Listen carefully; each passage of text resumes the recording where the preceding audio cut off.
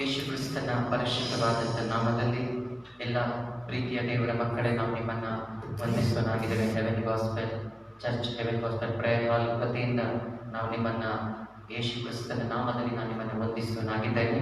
ಕರ್ತನು ಮತ್ತೊಂದು ದಿನವನ್ನು ಆರಾಧಿಸುವುದಕ್ಕಾಗಿ ಆತನ ಸಮ್ಮುಖದಲ್ಲಿ ಬರುವಂಥ ಒಳ್ಳೆ ಕೃಪೆಯನ್ನು ದೇವರು ಕೊಟ್ಟಿದ್ದಕ್ಕಾಗಿ ಸ್ತೋತ್ರ. ನಾವೆಲ್ಲರೂ ಈ ದಿನದಲ್ಲಿ ಆಮೇಲೆ ಪ್ರಾರ್ಥನೆಗಳ ಮೂಲಕ ಊಟವನ್ನು ಪ್ರಾರಂಭ ಮಾಡಿ ನಾವು ಕರ್ತನನ್ನು ಆರಾಧಿಸಿ ದೇವರು ನಮಗಾಗಿ ಕೊಟ್ಟಿರುವ ವಾಕ್ಯವನ್ನು ಧ್ಯಾನಿಸಿ ಅದರ ಮೂಲಕ ಆಶೀರ್ವಾದವನ್ನು ಹೊಂದಿಕೊಂಡು ನಾವು ಕರ್ತನ ಸಮ್ಮುಖದಲ್ಲಿ ಈ ದಿನಗಳಲ್ಲಿ ಕರ್ತನಲ್ಲಿ ಭಯಭಕ್ತಿ ಉಳ್ಳವರಾಗಿ ಕರ್ತನ ಮಾರ್ಗದಲ್ಲಿ ನಡೆಯುವಂಥ ಎಲ್ಲ ಸಮಯದಲ್ಲಿಯೂ ಯೇಸು ಕ್ರಿಸ್ತನನ್ನು ನಾವು ಮಹಿಮೆಪಡಿಸುವ ಮಕ್ಕಳಾಗಿ ನಾವು ನಮ್ಮನ್ನು ಸಿದ್ಧಪಡಿಸಿಕೊಳ್ಳುವಂಥ ಒಂದು ದಿನ ಸಮಯವನ್ನು ದೇವರು ನಮಗಾಗಿ ಕೊಟ್ಟಿದ್ದಾರೆ. ಈ ಆನ್ಲೈನ್ ಕೂಟವನ್ನು ವೀಕ್ಷಿಸ್ತಾ ಇರುವಂತ ಸಿದ್ಧವಾಗಿರುವಂತ ಎಲ್ಲ ದೇವರ ಮಕ್ಕಳಿಗೆ, ಕುಟುಂಬದವರಿಗೆ ನಾನು ಯೇಸು ಕ್ರಿಸ್ತ ನಾಮದಲ್ಲಿ ವಂದಿಸ್ತೇನೆ. ಪ್ರಾರ್ಥನೆ ಮೂಲಕ ಕೂಟವನ್ನು ನಾವು ಪ್ರಾರಂಭ ಮಾಡಿಕೊಳ್ಳೋಣ. ಸ್ತೋತ್ರ ಸ್ತೋತ್ರ ಸ್ತೋತ್ರ ಸ್ತೋತ್ರ ಸ್ತೋತ್ರ ಸ್ತೋತ್ರ. ಪರಿಶುದ್ಧನು ಪರಿಶುದ್ಧನು ಮಹೋನ್ನತನು ಸರ್ವಶಕ್ತನು ಸದಾ ಜೀವಿಸುವಂತ ಜೀವವುಳ್ಳ ನಮ್ಮ ತಂದೆಯಾದ ದೇವರೇ, ನನ್ನ ಕರ್ತನು ಒಡೆಯನು ರಕ್ಷಕನಾಗಿರುವ ಜನತೆಯ ಯೇಸು ಕ್ರಿಸ್ತನೇ, ನಿನ್ನ ಅಮೂಲ್ಯವಾದ ನಾಮಕ್ಕೆ ಸ್ತೋತ್ರ ಉಂಟಾಗಲಿ. ಕರ್ತನ ಈ ದಿನದಲ್ಲಿ ನಾವು ನಿಮ್ಮ ನಾಮವನ್ನು ಸ್ತೋತ್ರದಿಂದಲೂ ಸ್ತುತಿಯಿಂದಲೂ ಹಾಡುಗಳಿಂದಲೂ ಚಪ್ಪಾಳೆಗಳಿಂದಲೂ ಚಲ್ಲರಿ ತಾಳಗಳಿಂದಲೂ ನಿಮ್ಮನ್ನು ಸ್ತುತಿಸುತ್ತೇವೆ. ಕಾರಣ ನಿನ್ನ ನಾಮ ಒಂದೇ ಆರಾಧನೆಗೂ ಎಲ್ಲ ಸ್ತುತಿಗೂ ಆಮೇಲೆ ಘನಮಾನ ಮಹಿಮೆಗೂ ಪ್ರಭಾವಕ್ಕೂ ಯೋಗ್ಯವಾಗಿರುವಂತ ನಿನ್ನ ಪರಿಶುದ್ಧವಾದ ನಾಮವಾಗಿದೆ. ಅದಕ್ಕಾಗಿ ಸ್ತೋತ್ರ. ಕರ್ತನೆ, ಪರಲೋಕದಲ್ಲಿ ನಿನ್ನ ನಾಮ ಉನ್ನತವಾಗಿರುವಂಥದ್ದು, ನಿನ್ನ ನಾಮ ಶ್ರೇಷ್ಠವಾಗಿರುವಂಥದ್ದು, ನಿನ್ನ ನಾಮ ಆರಾಧನೆಗೆ ಆಮೇಲೆ ಯೋಗ್ಯವಾಗಿರುವಂಥದ್ದಾಗಿದೆ. ಅದಕ್ಕಾಗಿ ಸ್ತೋತ್ರ. ನಿಮ್ಮನ್ನು ಆರಾಧಿಸುವ ಕೃಪೆ ನಮಗೆ ಈ ಸಮಯದಲ್ಲಿ ಕೊಟ್ಟಿದ್ದಕ್ಕಾಗಿ ಸ್ತೋತ್ರ. ಕರ್ತನೆ, ಈ ದಿನದಲ್ಲಿ ನಮ್ಮನ್ನು ನಿನ್ನ ಆಲಯದಲ್ಲಿ ಬರಮಾಡಿದಕ್ಕಾಗಿ ಸ್ತೋತ್ರ. ಕಳೆದ ದಿನ, ಕಳೆದ ವಾರ, ಕಳೆದ ತಿಂಗಳು, ವರ್ಷಗಳೆಲ್ಲ ನೀನು ನಮ್ಮನ್ನ ಕಣ್ಮಣಿಯ ಹಾಗೆ ಕಾದು ನಡೆಸಿ ನಮಗೆ ಆರೋಗ್ಯ, ಬಲ, ಸೌಖ್ಯ, ಅಪ್ಪ ದೇವರ ವಿಶೇಷವಾದ ಕೃಪೆಯನ್ನು ನಮ್ಮ ಮೇಲೆ ಸುರಿಸಿ ಅನ್ನೋ ದಿನವು ನಮ್ಮ ಭಾರ ಹೊತ್ತುಕೊಂಡು ನಡೆಸಿದ ನನ್ನ ದೇವರೇ, ನಿಮಗೆ ಕೋಟಿ ಸ್ತೋತ್ರ ಉಂಟಾಗಲಿ ಸ್ವಾಮಿ. ನೀವು ನಮ್ಮ ಜೀವಿತದಲ್ಲಿ ಮಾಡಿದಂತ ಉಪಕಾರಕ್ಕಾಗಿ ಸ್ತೋತ್ರ. ಒಂದು ಬೆಳೆದವು ನಮ್ಮನ್ನು ಅದ್ಭುತವಾಗಿ ನಡೆಸಿದಿರೋದಕ್ಕಾಗಿ ಸ್ತೋತ್ರ ಸ್ವಾಮಿ. ನಿಮ್ಮನ್ನು ಸ್ತುತಿಸುತ್ತೇವೆ, ಘನಪಡಿಸುತ್ತೇವೆ, ನಿಮ್ಮನ್ನು ಆರಾಧಿಸುತ್ತೇವೆ, ನಿಮಗೆ ಅಡ್ಡಬೀಳುತ್ತೇವೆ, ನಮ್ಮನ್ನು ನಾವು ತಗ್ಗಿಸಿಕೊಳ್ಳುತ್ತೇವೆ. ನಿನ್ನ ಪಾದದ ಧೂಳಿನ ಕಣಕ್ಕೂ ನಾವು ಸಮಾನರಲ್ಲ. ಅಂತ ಶ್ರೇಷ್ಠವಾದ ದೇವರು ನೀನು, ಮಹಾಪರಿಶುದ್ಧನು, ಮಹಾ ಬೆಳಕಿನಲ್ಲಿ ವಾಸಿಸುವಂತ ದೇವರು. ನಿನ್ನ ನೋಡಿ ಒಬ್ಬ ಮನುಷ್ಯನ ಬದುಕಲಿಕ್ಕೆ ಸಾಧ್ಯವಿಲ್ಲ. ಕಾರಣ ಆಶ್ಚರ್ಯಕರವಾದ ಬೆಳಕಿನಲ್ಲಿ ನೀನು ವಾಸಿಸುವ ಸರ್ವಶ್ರೇಷ್ಠನಾಗಿರುವಂತ ದೇವರು. ನಿಮಗೆ ಸ್ತೋತ್ರ. ಈ ಕೂಟವನ್ನು ಆಶೀರ್ವದಿಸಲ್ವಾ. ನಮ್ಮೊಂದಿಗೆ ಯಾರ್ಯಾರು ದೇವರೇ ಆನ್ಲೈನ್ ಅಲ್ಲಿ ಅಪ್ಪ ದೇವರೇ ಈ ಲೈವ್ ಅಲ್ಲಿ ನೋಡಿ ಆರಾಧಿಸಿದವರೆಲ್ಲರನ್ನ ಅವರ ಕುಟುಂಬವನ್ನು ಆಶೀರ್ವದಿಸು. ನಿನ್ನ ಸಾನ್ನಿಧ್ಯ ನಮ್ಮ ಮಧ್ಯದಲ್ಲಿ ಇಳಿದು ಬರಲಿ. ದೇವರೇ, ಕೂಟವನ್ನು ನೋಡುವ ದೇವ ಮಕ್ಕಳ ಕುಟುಂಬದ ಮಧ್ಯದಲ್ಲಿ ನಿನ್ನ ಸಾನ್ನಿಧ್ಯ ಇಳಿದು ಬರಬೇಕಾಗ್ತದೆ. ಪವಿತ್ರಾತ್ಮನ ಶಕ್ತಿ, ಪವಿತ್ರಾತ್ಮನ ಅಭಿಷೇಕ ನಮ್ಮ ಮೇಲೆ ಚಲಿಸುವಂತೆ ಮಾಡುತ್ತದೆ. ನಿನ್ನ ಅಭಿಷೇಕ ನಮ್ಮ ಮೇಲೆ ಇಳಿದು ಬರಲಿ. ವರಗಳ ಅಂತ್ಯ ಭಾಷೆಗಳು ಇಳಿದು ಬರಲಿ. ಪ್ರವಾದನ ಶಬ್ದ ದರ್ಶನಗಳು ಉಂಟಾಗಲಿ. ಕರ್ತನೆ, ಕೂಟ ಪ್ರತಿಯೊಬ್ಬರಿಗೂ ಅನುಗ್ರಹವಾಗಲಿ. ದೇವರೇ, ಯಾರ್ಯಾರು ಯಾವ್ಯಾವ ಸಮಸ್ಯೆಗಳಲ್ಲಿ ಇದ್ದಾರೋ ಅವರನ್ನು ಈ ದಿನಗಳಲ್ಲಿ ಮುಟ್ಟಿ ಶಕ್ತವಾಗಿ ಒಂದು ಬಿಡುಗಡೆ ಕೊಡು ಎಂದು ನಾನು ಪ್ರಾರ್ಥಿಸ್ತಾ ಇದ್ದೇನೆ. ನಮ್ಮ ದೇಶಕ್ಕೂ ಒಂದು ಬಿಡುಗಡೆ, ನಮ್ಮ ರಾಜ್ಯಕ್ಕೂ, ನಮ್ಮ ಪಟ್ಟಣಕ್ಕೂ, ನಮ್ಮ ಪ್ರಾಂತ್ಯಕ್ಕೂ, ನಮ್ಮ ಕುಟುಂಬಗಳಿಗೂ, ನಮ್ಮ ಸಭೆಗೊಂದು ಬಿಡುಗಡೆ ಕೊಡು ಎಂದು ನಾನು ಪ್ರಾರ್ಥಿಸ್ತಾ ಇದ್ದೇನೆ. ಮುಂದಿನ ಭಾಗದಿಂದ ಕರದಲ್ಲಿ ಸಮರ್ಪಿಸಿಕೊಡುತ್ತೇನೆ. ಈ ಆಲಯದ ಸುತ್ತಮುತ್ತಲಿನ ಪರಿಶುದ್ಧವಾದ ರಕ್ತದ ಕಾವಲಿಡಪ್ಪ. ನಿನ್ನ ದೇವದೂತರ ದಂಡಿರಿಸಿ ಕಾವಲಿಡುತ್ತೇವೆ. ಈಗಲೇ ಪರಲೋಕದ ಅಗ್ನಿ ಕಾವಲಾಗಿ ಇಳಿದು ಬರಲು ನಾನು ಪ್ರಾರ್ಥಿಸ್ತಾ ಇದ್ದೇನೆ. ಪ್ರಾರ್ಥನೆ ಕೇಳುವುದಕ್ಕಾಗಿ ಸ್ತೋತ್ರ. ಮುಂದಿನ ಭಾಗವನ್ನು ಆಶೀರ್ವದಿಸುವುದಕ್ಕಾಗಿ ಸ್ತೋತ್ರ. ಯೇಸು ಕ್ರಿಸ್ತನ ಪರಿಶುದ್ಧ ನಾಮದಲ್ಲಿ ಪ್ರಾರ್ಥಿಸುತ್ತೇನೆ ನನ್ನ ಪರಲೋಕದ ತಂದೆಯೇ. Amen, amen, amen. Praise the Lord. ನಾವು ಹಾಡುಗಳ ಮೂಲಕ ನಾವು ನಮ್ಮ ಕರ್ತನನ್ನ ಆರಾಧನೆ ಮಾಡಿಕೊಳ್ಳೋಣ. ನಿನ್ನ ದಿವ್ಯ ಸನ್ನಿಧಿಗೆ ನಾನು ಬರುವೆ ಸ್ವಾಮಿ ಎಂಬ ಹಾಡನ್ನು ಹಾಡಿ ನಾವು ಕರ್ತನನ್ನ ಆರಾಧಿಸೋಣ. ನಿನ್ನ ದಿವ್ಯ ಸನ್ನಿಧಿಗೆ ನಾನು ಬರುವೆ ಸ್ವಾಮಿ, ನಿನ್ನ ಮಗನಾಗಿ ನಾನು ಬಾಳುವೆ. ನಿನ್ನ ದಿವ್ಯ ಸನ್ನಿಧಿಗೆ ನಾನು ಬರುವೆ ಸ್ವಾಮಿ, ನಿನ್ನ ಮಗನಾಗಿ ನಾನು ಬಾಳುವೆ. ನಿನ್ನ ಸ್ತುತಿ ಸ್ತೋತ್ರವ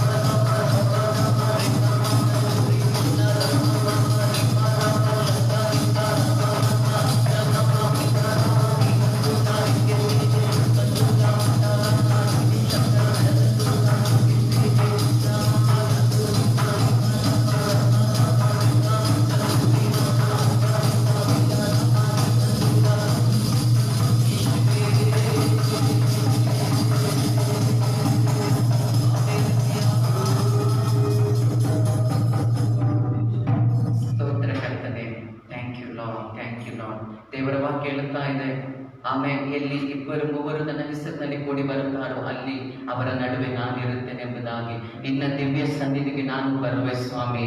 ಹಲ್ಲೆಲೂಯ. ಆತನ ಸನ್ನಿಧಿಗೆ, ಆತನ ಆಲಯಕ್ಕೆ ಬರುವಂತ ಕೃಪೆ ದೇವರು ನಮಗೆ ಕೊಡಲಿ, ಅತಿ ಬೇಗ ಕೊಡಲಿ.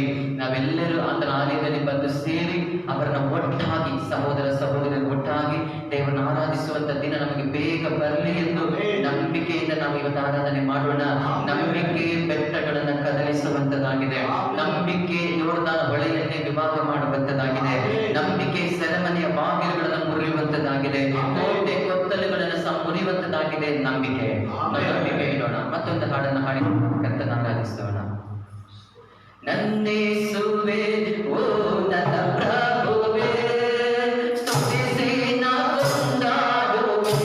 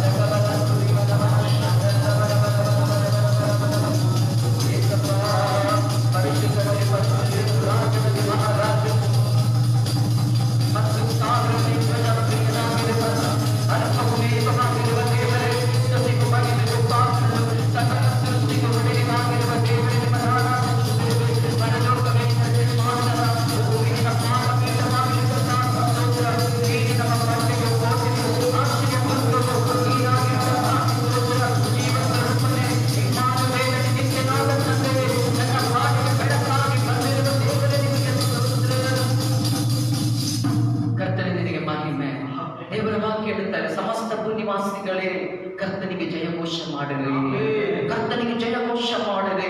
ದೇವರ ವಾಕ್ಯ ಹೇಳುತ್ತದೆ ನಮ್ಮ ಆರಾಧನೆ ಅನ್ನೋದು ಜಯಘೋಷದ ರೀತಿಯಲ್ಲಿ ಇರಬೇಕೆಂದು ದೇವರ ವಾಕ್ಯ ಹೇಳುತ್ತಾ ಇದೆ. ಜಯಘೋಷ ಯಾಕೆ ಜಯಘೋಷ? ಯೇಸು ಕ್ರಿಸ್ತನು ಸಮಸ್ತವನ್ನ ಜಯಿಸಿದಂತ ದೇವರಾಗಿದ್ದಾನೆ.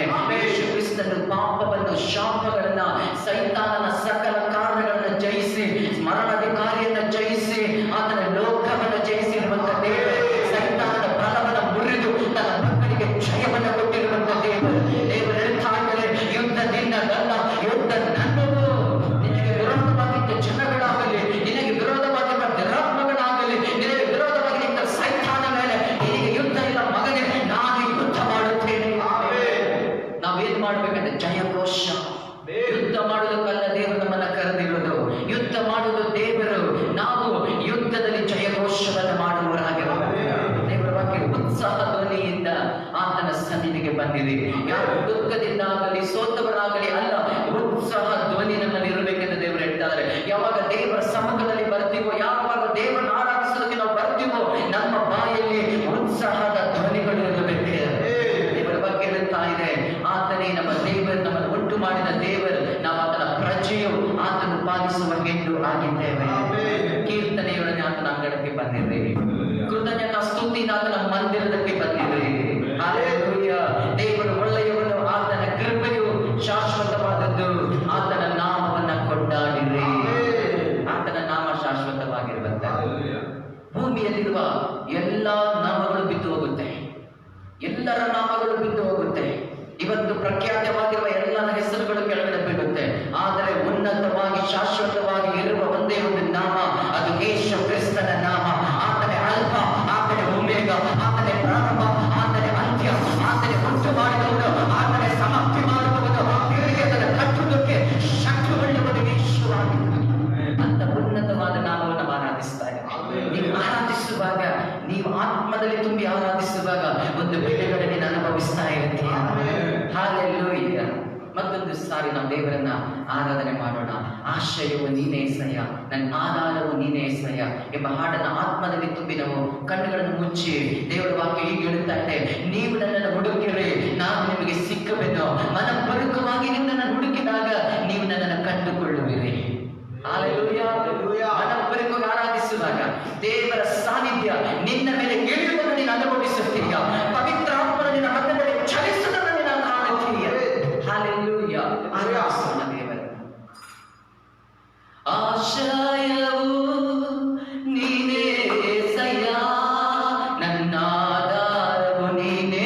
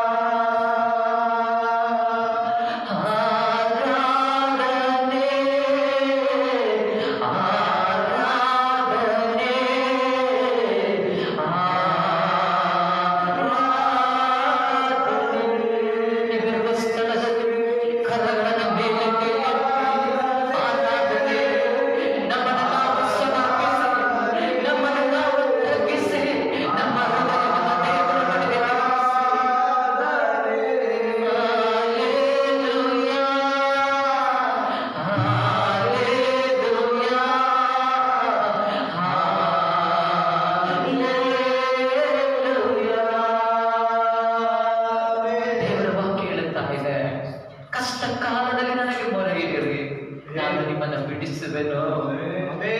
ಇಕ್ಕಟ್ಟಿನಲ್ಲಿ ನಾನು ನಿಮಗೆ ವಿಶೇಷ ಪರಿಹಾರಕನು ಎಂದು ದೇವರ ವಾಕ್ಯ ಹೇಳುತ್ತದೆ. ನನ್ನ ಸನ್ನಿಧಿಯಲ್ಲಿ ಬೇಡುವವನಿಗೆ ಯಾವ ಮೇಲಿಗೂ ಕಡಿಮೆ ಇಲ್ಲ. ದೇವರು ಹೇಳ್ತಾ ಇದ್ದಾರೆ, ನಿನ್ನ ಕಣ್ಣೀರು ನನ್ನ ಬುದ್ಧಲಿಯಲ್ಲಿ ತುಂಬಿದೆ, ಅದರ ವಿಷಯ ನನ್ನ ಪುಸ್ತಕದಲ್ಲಿ ಬರೆದಿಟ್ಟಿದ್ದೇನೆ ಎಂಬುದಾಗಿ.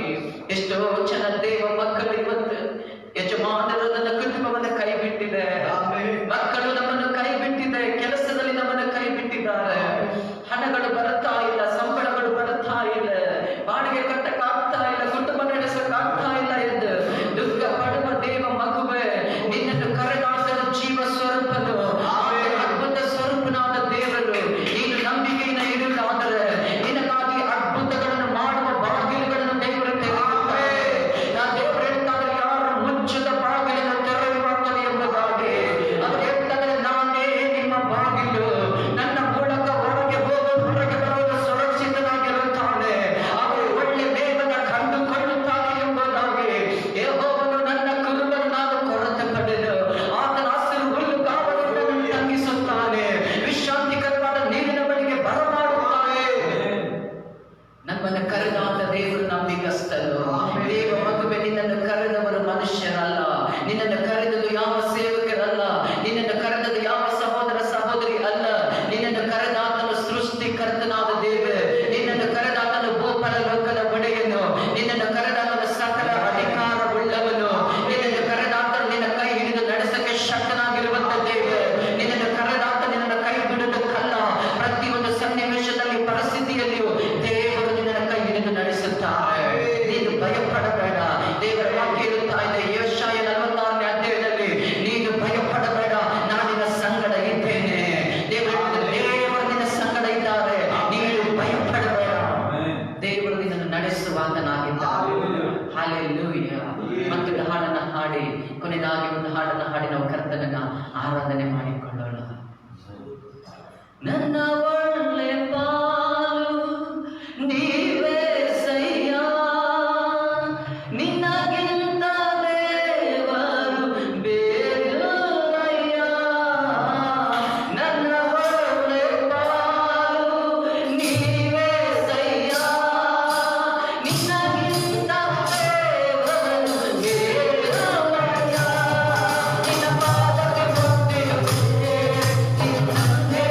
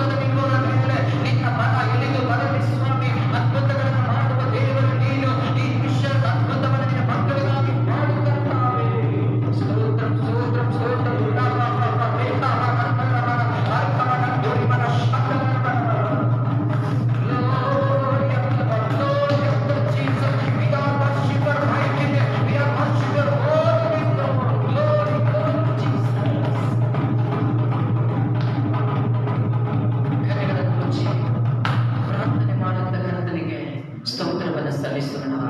101ನೇ ಕೀರ್ತನೆಯಲ್ಲಿ ದೇವರ ವಾಕ್ಯ 6ನೇ ವಾಕ್ಯ, ದೇಶದಲ್ಲಿರುವ ನಂಬಿಗಸ್ತರನ್ನು ನಾನು ಆರಿಸಿಕೊಳ್ಳುತ್ತೇನೆ, ಅವರೇ ನನ್ನ ಸನ್ನಿಧಿಯಲ್ಲಿ ವಾಸಿಸಬೇಕು. ಕಡೆಯವರೆಗೂ ತಾಳುವವನು ರಕ್ಷಣೆ ಹೊಂದುತ್ತಾನೆ. ಯಾರು ನಂಬಿಗಸ್ತರಾಗಿ ದೇವರ ಮುಂದೆ ನಡೀತಾರೋ ಅವರಿಗೆ ದೇವರ ಆಲಯದಲ್ಲಿ ಆರಾಧನೆ ಸಿಕ್ಕುತ್ತೆ. ಯಾರು ನಂಬಿಗಸ್ತರಾಗಿ ದೇವರ ಮುಂದೆ ನಡೀತಾರೋ, ನಡ್ಕೊಳ್ಳುತ್ತಾರೋ, ಜೀವಿಸುತ್ತಾರೋ ಅವರನ್ನ ದೇವರೇ ತನ್ನ ಸನ್ನಿಧಿಯಲ್ಲಿ ನಿಲ್ಲುವಂತೆ, ದೃಢವಾಗಿ ನಿಲ್ಲುವಂತೆ ಮಾಡುವ ದೇವರಾಗಿದ್ದಾನೆ. ಕಣ್ಣುಗಳನ್ನು ಮುಚ್ಚಿ ಕರ್ತನಿಗೆ ನಾವು ಸ್ತೋತ್ರ ಹೇಳಿ ನಾವು ಪ್ರಾರ್ಥನೆ ಮಾಡಿಕೊಳ್ಳೋಣ. ಆರಾಧನೆ ಭಾಗವನ್ನು ಕರ್ತನ ಕರದಲ್ಲಿ ಸಮರ್ಪಿಸಿ ಮುಂದೆ ನಡೆಯುವ ವಾಕ್ಯ ಭಾಗವನ್ನು ಸಹ ಕರ್ತನ ಕರದಲ್ಲಿ ಕೊಟ್ಟು ನಮ್ಮ ಮಧ್ಯದಲ್ಲಿ ಸಹೋದರ ಮುಂದೆ ಬಂದು, ಮನೋಜ್ ಬದಲು ಮುಂದೆ ಬಂದು ಈ ಕೂಟಕ್ಕಾಗಿ ಆಮೇಲೆ ಪ್ರಾರ್ಥನೆ ಮಾಡಿಕೊಡ್ರಿ. Thank you Lord. ಎಲ್ಲರೂ ಸೇರಿ ಕಣ್ಣುಗಳನ್ನು ಮುಚ್ಚಿ ನಾವು ಪ್ರಾರ್ಥನೆ ಮಾಡಿಕೊಳ್ಳೋಣ.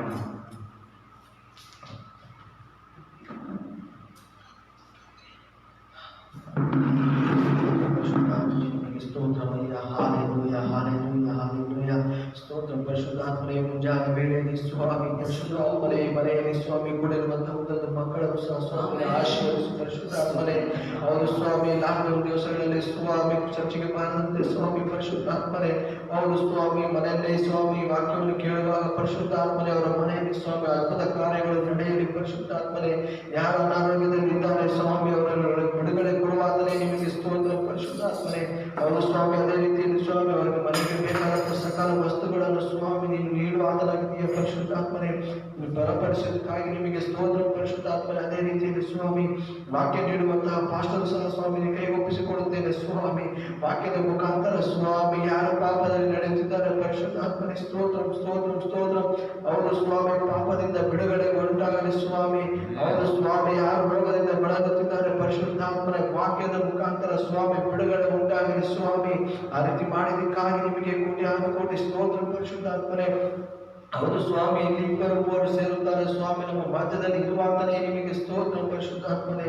ಅವರು ಸ್ವಾಮಿ ಬೆಳಗಿನ ಜಾವದಲ್ಲಿ ಸ್ವಾಮಿ ಇಲ್ಲಿ ಕೂಡಿ ಸ್ವಾಮಿ ಆರಾಧಿಸಲು ಸ್ವಾಮಿ ನೀವು ಕೊಟ್ಟಂತ ಈ ಸಮಯಕ್ಕಾಗಿ ನಿಮಗೆ ಸ್ತೋತ್ರ ಪರಿಶುದ್ಧಾತ್ಮನೆ. ಯೇಸುವಿನ ಮುದ್ದಾದ ನಾಮದಲ್ಲಿ ಬೇಡಿ ಹೊಂದಿಕೊಳ್ಳುತ್ತಿದ್ದೇವೆ, ಆಮೆನ್. ಕರ್ತನಿಗೆ ಸ್ತೋತ್ರ ಉಂಟಾಗಲಿ. 102ನೇ ಕೀರ್ತನೆಯಲ್ಲಿ 19ನೇ ವಾಕ್ಯದಿಂದ ನಾವು ಓದುವಾಗ, ಯೆಹೋವನು ತನ್ನ ಮಹೋನ್ನತವಾದ ಪವಿತ್ರ ಸ್ಥಾನದಿಂದ ಕೆಳಕ್ಕೆ ನೋಡಿದ್ದಾನೆ. ಆತನು ಪರಲೋಕದಿಂದ ಭೂಮಿಯನ್ನು ದೃಷ್ಟಿಸಿದ್ದಾನೆ. ಸೆರೆಯವರ ಗೋಳಾಟವನ್ನು ಲಕ್ಷಿಸಿ ಮರಣ ಪಾತ್ರರನ್ನು ಬಿಡಿಸಿ ಅವರು ಚೀಯೋನಿನಲ್ಲಿ ಯೆಹೋವ ನಾಮವನ್ನು ವರ್ಣಿಸುವಂತೆಯೂ ಯೆರೂಸಲೇಮಿನಲ್ಲಿ ತನ್ನ ಕೀರ್ತನೆಯನ್ನು ಮಾಡುವಂತೆಯೂ ಮಾಡಿದ್ದಾನೆ. ಜನಾಂಗಗಳು ರಾಜ್ಯಗಳು ಕೂಡಿ ಬಂದು ಇವರೊಡನೆ ಯೆಹೋವನನ್ನು ಸೇವಿಸುತ್ತವೆ ಎಂದು ಹೇಳುವುದು. ದೇವರ ವಾಕ್ಯ ಹೇಳ್ತಿದೆ, ಸೆರೆಯಲ್ಲಿರುವವರ ಗೋಳಾಟವನ್ನ ದೇವರು ನೋಡುತ್ತಾ ಇದ್ದಾನೆ. ಆತನು ಪರಲೋಕದಿಂದ ಪವಿತ್ರ ಸ್ಥಾನ ಅಂದ್ರೆ ಆತನ ಸಿಂಹಾಸನ, ಪರಲೋಕ ಅಂದ್ರೆ ಆತನು ವಾಸಿಸುವಂತ ಸ್ಥಳ, ಅಲ್ಲಿಂದ ದೇವರು ಭೂಮಿಯನ್ನು ದೃಷ್ಟಿಸ್ತಾ ಇದ್ದಾರೆ. ಆಮೇಲೆ ತನ್ನ ಮಕ್ಕಳನ್ನ ದೇವರು ದೃಷ್ಟಿಸ್ತಾ ಇದ್ದಾರೆ. ಯಾರ್ಯಾರು ಸೆರೆಯಲ್ಲಿದ್ದಾರೋ, ಸೈತಾನನು ದೇವ ಮಕ್ಕಳೇ ನಿಮ್ಮನ್ನ ಸೆರೆಯಲ್ಲಿ ಹಾಕಿದ್ರೆ, ಸೆರೆಮನೆ ಅಂದ್ರೆ ಹೊರಗಡೆ ಹೋಗಕ್ಕಾಗದೆ, ಬಿಡುಗಡೆ ಆಗಕ್ಕಾಗದೆ, ಇರುವ ಒಂದೇ ಸ್ಥಳದಲ್ಲಿ ದುಃಖಿಸ್ತಾ ಕಷ್ಟಪಡುತ್ತಾ, ಬಿಡುಗಡೆ ಇಲ್ಲದೆ, ಆಶ್ರಯವಿಲ್ಲದೆ ಅನಾಥವಾಗಿರುವಂತಹ ಒಂದು ಸ್ಥಿತಿ ಸೆರೆ.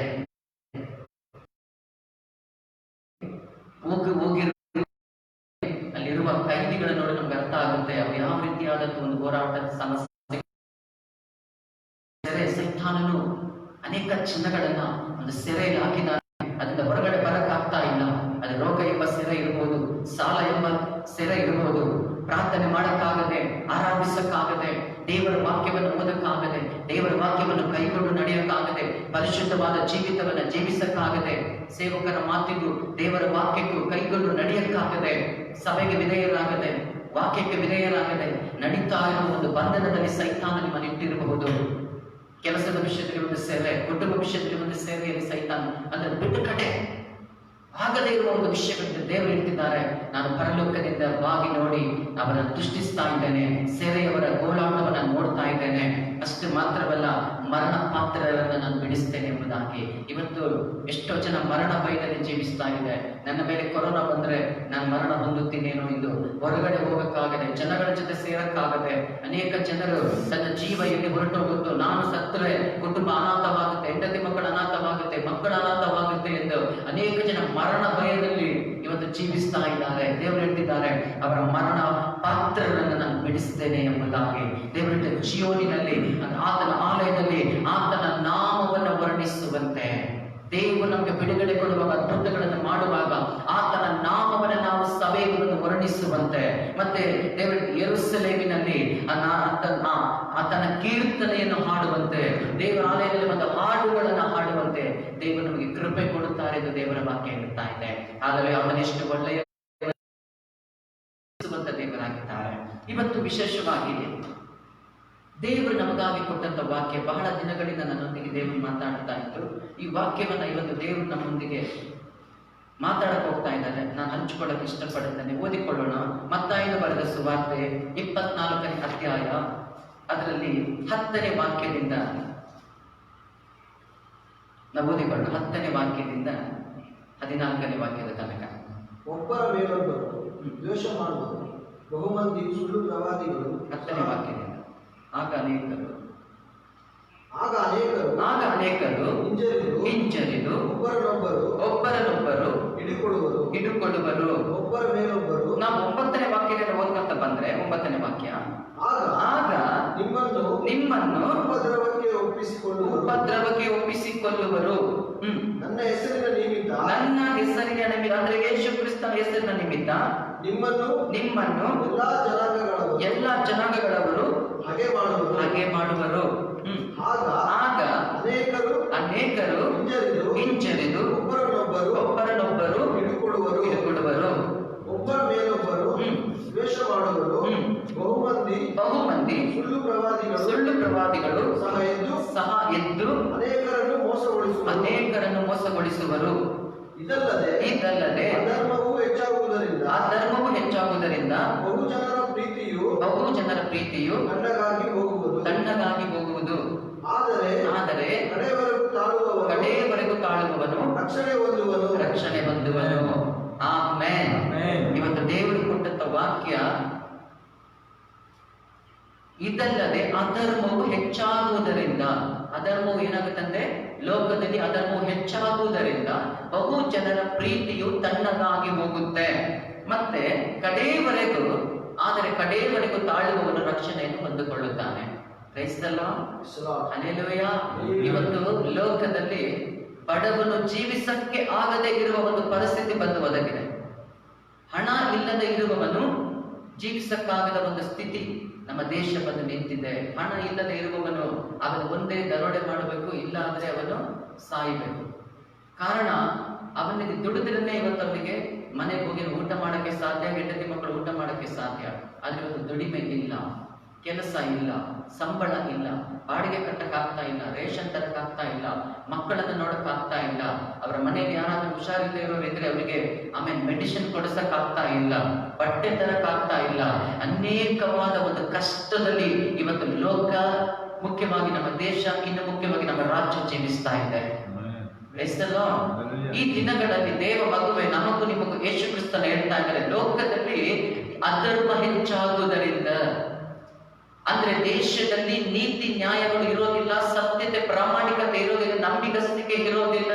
ಒಬ್ಬರಿಗೊಬ್ಬರು ಮೋಸ ಮಾಡುವವರು, ಒಬ್ಬರೊಬ್ಬರು ದರೋಡೆ ಮಾಡುವವರು, ಕೊಲೆಗಾರರು, ಕಳ್ಳರು, ಲೋಭಿಗಳು, ದ್ವೇಷ ಮಾಡುವವರು ಈ ಲೋಕದಲ್ಲಿ ಹೆಚ್ಚಾಗುವುದರಿಂದ ಇದನ್ನು ನೋಡುತ್ತಾ ಇದನ್ನು ಅನುಭವಿಸುತ್ತಾ ಅನೇಕ ಜನರ ದೇವ ಮಕ್ಕಳ ಪ್ರೀತಿ ತಣ್ಣಗಾಗಿ ಹೋಗುತ್ತೆ. ದೇವರ ವಾಕ್ಯದಲ್ಲಿ ಯಾರು ನೆಲೆಗೊಳ್ಳೋದಿಲ್ಲವೋ, ದೇವರ ವಾಕ್ಯದಲ್ಲಿ ಯಾರು ಸ್ಥಿರವಾಗಿ ನಡೆಯೋದಿಲ್ವೋ, ದೇವರ ವಾಕ್ಯಕ್ಕೆ ಯಾರು ಭಯಪಡೋದಿಲ್ವೋ, ದೇವರ ನಾಮಕ್ಕೆ ಯಾರು ಭಯಪಡೋದಿಲ್ವೋ ಅಂತವರ ಪ್ರೀತಿ ಯಾವ ಪ್ರೀತಿ? ಯೇಸು ಕ್ರಿಸ್ತನ ಮೇಲೆ ಇಟ್ಟಂತ ಪ್ರೀತಿ, ಯೇಸು ಕ್ರಿಸ್ತನು ದೇವರಿಂದ ಅಂಗೀಕರಿಸಿರುವಂತ ಪ್ರೀತಿ, ಯೇಸು ಕ್ರಿಸ್ತನ ನಿತ್ಯ ಜೀವವನ್ನು ಕೊಡುತ್ತಾರೆ ಎಂದು ನಂಬಿರುವಂತ ನಿಮ್ಮ ಪ್ರೀತಿ ತಣ್ಣಗಾಗಿ ಹೋಗುತ್ತೆ ಎಂದು ದೇವರು ಹೇಳ್ತಾ ಇದ್ದಾರೆ.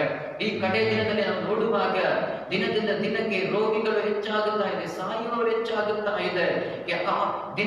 ದಿನಕ್ಕೆ ಫ್ಯಾಕ್ಟರಿಗಳು, ಆಮೇಲೆ ಇಂಡಸ್ಟ್ರಿಗಳು, ಆಮೇಲೆ ಆಫೀಸ್ಗಳು, ಕೆಲಸಗಳು ಕ್ಲೋಸ್ ಆಗ್ತದೆ, ಯಾವುದು ಓಪನ್ ಆಗ್ತಾ ಇಲ್ಲ. ಎಲ್ಲರೂ ಊರು ಖಾಲಿ ಮಾಡಿ ಹೋಗುವಂತ ಒಂದು ಪರಿಸ್ಥಿತಿ ಬಂದು ನಿಂತಿದೆ. ಇದು ಸದ್ಯಕ್ಕೆ ಮುಗಿಯುವ ರೀತಿಯಲ್ಲಿ ಕಾಣುತ್ತಾ ಇಲ್ಲ.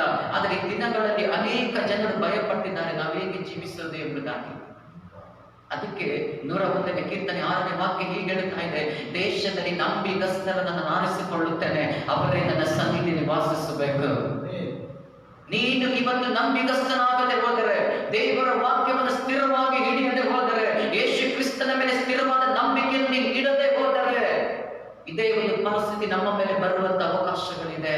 ಎಚ್ಚರಗಳು ದೇವ ಮಗುವೆ. ಊಟಕ್ಕಾಗಿ ಕ್ರಿಸ್ತನನ್ನು ಬಿಡಬೇಡ, ಹಣಕ್ಕಾಗಿ ಕ್ರಿಸ್ತನನ್ನು ಬಿಡಬೇಡ, ಕೆಲಸ ಇಲ್ಲ ಎಂದು ಕ್ರಿಸ್ತನನ್ನು ಬಿಡಬೇಡ, ಅದ್ಭುತಗಳು ನಡೀತಾ ಇದೆ ಎಂದು ಕ್ರಿಸ್ತನನ್ನ ಬಿಡಬೇಡ, ರೋಗ ಗುಣವಾಗಿಲ್ಲ ಎಂದು ಕ್ರಿಸ್ತನನ್ನ ಬಿಡಬೇಡ, ಯಾವುದೊಂದು ಕಷ್ಟಕ್ಕೆ ಬಿಡುಗಡೆ ಸಿಕ್ಕಿಲ್ಲ ಎಂದು ಕ್ರಿಸ್ತನನ್ನ ಬಿಡಬೇಡ.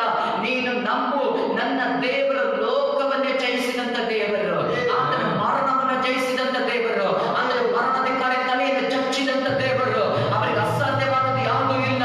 ನನ್ನ ದೇವರು ಒಂದು ಮಾತು ಹೇಳಿದರೆ ಸಾಕು, ನನಗೆ ಬಿಡುಗಡೆ ಆಗುತ್ತೆ ಎಂಬ ವಿಶ್ವಾಸದಲ್ಲಿ ನೀನು ನಿಲ್ಲುವವನಾಗಿರಬೇಕು. ಲೋಕದಲ್ಲಿ ಅಧರ್ಮ ಹೆಚ್ಚಾಗುತ್ತಾ ಇದೆ, ಆದರೆ ನಿನ್ನ ಪ್ರೀತಿ ತಣ್ಣಗಾಗಬಾರದು. ದೇವರು ನಿನ್ನ ಎಚ್ಚರಿಸಲಿಕ್ಕೆ ಹೋಗ್ತಾ ಇದ್ದಾರೆ. ಇನ್ನು ಕಠಿಣ ಕಾಲಗಳು ಬರಲಿಕ್ಕೆ ಹೋಗ್ತಾ ಇದೆ. ನೀವು ನಿಂತಿರುವ ಅಂತ್ಯ ಕಾಲದಲ್ಲಿ, ಆದರೆ ನೀವು ಚಿಂತೆ ಮಾಡು, ಈ ಭೂಮಿ ನನಗೆಂದಿಗೂ ಶಾಶ್ವತ ಅಲ್ಲ. ನಾನು ಇವತ್ತಲ್ಲ ನಾಳೆ ಭೂಮಿಯನ್ನು ಬಿಟ್ಟು ನನ್ನ ತಂದೆಯ ಮನೆ, ನನ್ನ ಪಟ್ಟಣ, ಸ್ಥಿರವಾಗಿರುವಂತ ಪಟ್ಟಣ, ಯಾರು ಕದಲಿಸಲಾರದೆ ಇರುವ ರಾಜ್ಯದ ಒಳಗೆ ದೇವರು ನನ್ನ ಕರ್ಕೊಂಡು ಹೋಗ್ಲಿಕ್ಕಿದ್ದಾರೆ. ದೇವರು ಹೇಳ್ತಾರೆ, ಈ ಕಾಲದ ಕಷ್ಟ ಅಲ್ಪ ಎಂದು ನೀವು ತಿಳಿಬೇಕೆಂಬುದಾಗಿ ನೀವು ಈ ಪ್ರವಾಸ ಕಾಲವನ್ನ ಭಯಭಕ್ತಿ ಉಳ್ಳವರಾಗಿ ಕಳೆಯಿರಿ ಎಂದು ದೇವರು ಹೇಳ್ತಾ ಇದ್ದಾರೆ. ಈ ಭೂಮಿ, ದೇವರು ಹೇಳ್ತಾ ಇದ್ದಾರೆ, ಈ ಭೂಮಿಯಲ್ಲಿ ನೀನಿರುವುದು ಒಂದು ಪ್ರವಾಸ ಕಾಲದ ರೀತಿಯಲ್ಲಿ. ನೀನಿಲ್ಲಿ ಬಂದು ಆಮೇಲೆ ಇರೋದಕ್ಕಲ್ಲ, ನೀನು ಇಲ್ಲಿಂದ ಬಂದು ತಿರುಗ ನನ್ನ ಪಟ್ಟಣಕ್ಕೆ ಬರೋದಕ್ಕಾಗಿ ನಾನು ನಿನ್ನನ್ನು ಆರಿಸಿಕೊಂಡಿದ್ದೇನೆ. ಎಫೆಸ 1:4 ಹೇಳುತ್ತೆ, ಜಗದ ಉತ್ಪತ್ತಿಗಿಂತ ಮುಂಚೆನೆ ಕ್ರಿಸ್ತನಲ್ಲಿ ತಂದೆಯಾದ ದೇವರು ನಿಮ್ಮನ್ನು ಆರಿಸಿಕೊಂಡಿದ್ದಾರೆ. ಯಾಕೆ? ನೀನು ಪರಲೋಕ ರಾಜ್ಯದಲ್ಲಿ ಬರಬೇಕು. ದೇವ ಮಗುವೆ, ಇವತ್ತಿನ ಕಣ್ಣೀರು ಅಲ್ಪ, ಇವತ್ತಿನ ದುಃಖ ಅಲ್ಪ, ಇವತ್ತಿರುವ ಸಾಲ ಇಕ್ಕಟ್ಟುಗಳು ಅಲ್ಪ, ಯಾರಿಗೆ ಹೇಳಕ್ಕಾಗದಿರುವ ಒಂದು ಹೋರಾಟದಿಂದ ಇದೆಯೋ ಅದು ಅಲ್ಪ ಕಾಲ ಎಂದು ನೀನು ಎಣಿಸು. ಪೌಲ ಹೇಳ್ತಾ ಇದ್ದಾನೆ. ರೋಮಾಪುರದ ಕಡೆಗೆ ನಾವು ಹೋಗೋದಾದ್ರೆ, ರೋಮಾಪುರದಲ್ಲಿ 8ನೇ ಅಧ್ಯಾಯವನ್ನು ಓದಿಕೊಳ್ಳೋಣ. ರೋಮಾಪುರ 8ನೇ ಅಧ್ಯಾಯ 35ನೇ ವಾಕ್ಯದಿಂದ.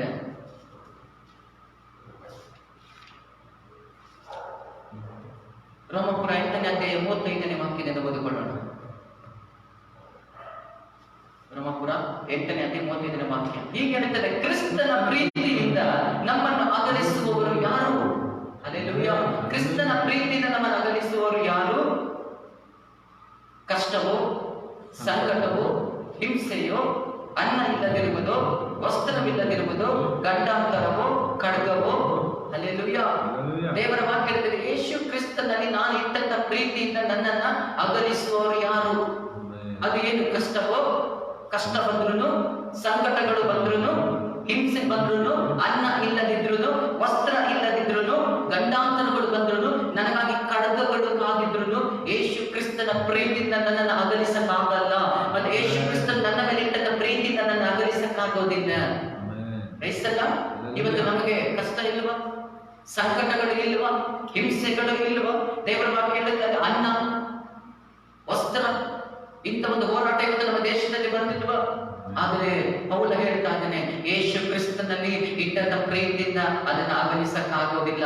ಒಂದು ಊಟಕ್ಕೋಸ್ಕರ ನಾನು ಕ್ರಿಸ್ತ ಊಟ ನನಗೆ ಸಿಕ್ಕಿಲ್ಲ ಅಂತ ನಾನು ಕ್ರಿಸ್ತನನ್ನ ಬಿಡೋದಿಲ್ಲ. ಬಟ್ಟೆ ಸಿಕ್ಕಿಲ್ಲ ಅಂತ ಕ್ರಿಸ್ತನನ್ನ ಬಿಡೋದಿಲ್ಲ. ಕಷ್ಟ ಬಂತು ಅಂತ ಕ್ರಿಸ್ತನನ್ನ ಬಿಡೋದಿಲ್ಲ. ಸಂಕಟ ಬಂತು ಅಂತ ಕ್ರಿಸ್ತನನ್ನ ಬಿಡೋದಿಲ್ಲ. ಹಿಂಸೆಗಳು ಬಂತು ಎಂದು ನಾನು ಕ್ರಿಸ್ತನನ್ನ ಬಿಡೋದಿಲ್ಲ. ಇಲ್ಲವಾದ್ರೆ ಗಂಡಾಂತರಗಳು ನನಗಾಗಿ ಕಾದಿದ್ರು, ಅದರ ಅರ್ಥ ಕುಟುಂಬ ನನಗೆ ವಿರೋಧವಾಗಿ ನೀನು ಯೇಸುವನ್ನ ನಂಬಿದೆ ಎಂದು ಹೇಳಿ ಕುಟುಂಬ ನಿನಗೆ ವಿರೋಧವಾಗಿ, ಆಮೇಲೆ ದೇಶವೇ ನಿನಗೆ ವಿರೋಧವಾಗಿ ನಿಂತರು, ನಿನಗಾಗಿ ಖಡ್ಗಗಳನ್ನು ಹಿಡಿದು ನಿಂತರು, ನಾನು ಕ್ರಿಸ್ತನನ್ನು ಬಿಡೋದಿಲ್ಲ. ಇಂಥ ಸ್ಥಿರವಾದ ನಂಬಿಕೆ ಯಾವ ವಿಶ್ವಾಸವಿದೆಯೋ, ನೀನು ಕಡೆಯವರೆಗೂ ನೀನು ತಾಳುಕೊಂಡ ನಿನ್ನ ರಕ್ಷಣೆಯನ್ನು ಹೊಂದಿಕೊಳ್ಳುತ್ತೀಯ. ಹಳೆಯ ಕಾಲಗಳಲ್ಲ ದೇವ ಮಗುವೆ, ಇವತ್ತು ಇನ್ನು ಮುಂದೆ ಇರುವಂತ ಕಾಲ. ಈ ಕಾಲದಲ್ಲಿ ಯಾರು ಜಯಿಸ್ತಾರೋ, ಈ ಕಾಲದಲ್ಲಿ ಯಾರು ಕ್ರಿಸ್ತನಲ್ಲಿ ದೃಢವಾಗಿ ನಿಲ್ಲುತ್ತಾರೋ ಅವರ ರಕ್ಷಣೆ ಹೊಂದಲಿಕ್ಕೆ ಸಾಧ್ಯ. ನಿನ್ನ ರಕ್ಷಣೆ ನೀನು ಕಳೆದುಕೊಂಡು ಬೇಡ ದೇವ ಮಗುವೆ. ಅದ್ಭುತ ಮಾಡುವ ದೇವರು ಬದಲಾಗಲಿಲ್ಲ, ಅವರ ಅದ್ಭುತವನ್ನು ಮಾಡೇ ಮಾಡುತ್ತಾರೆ.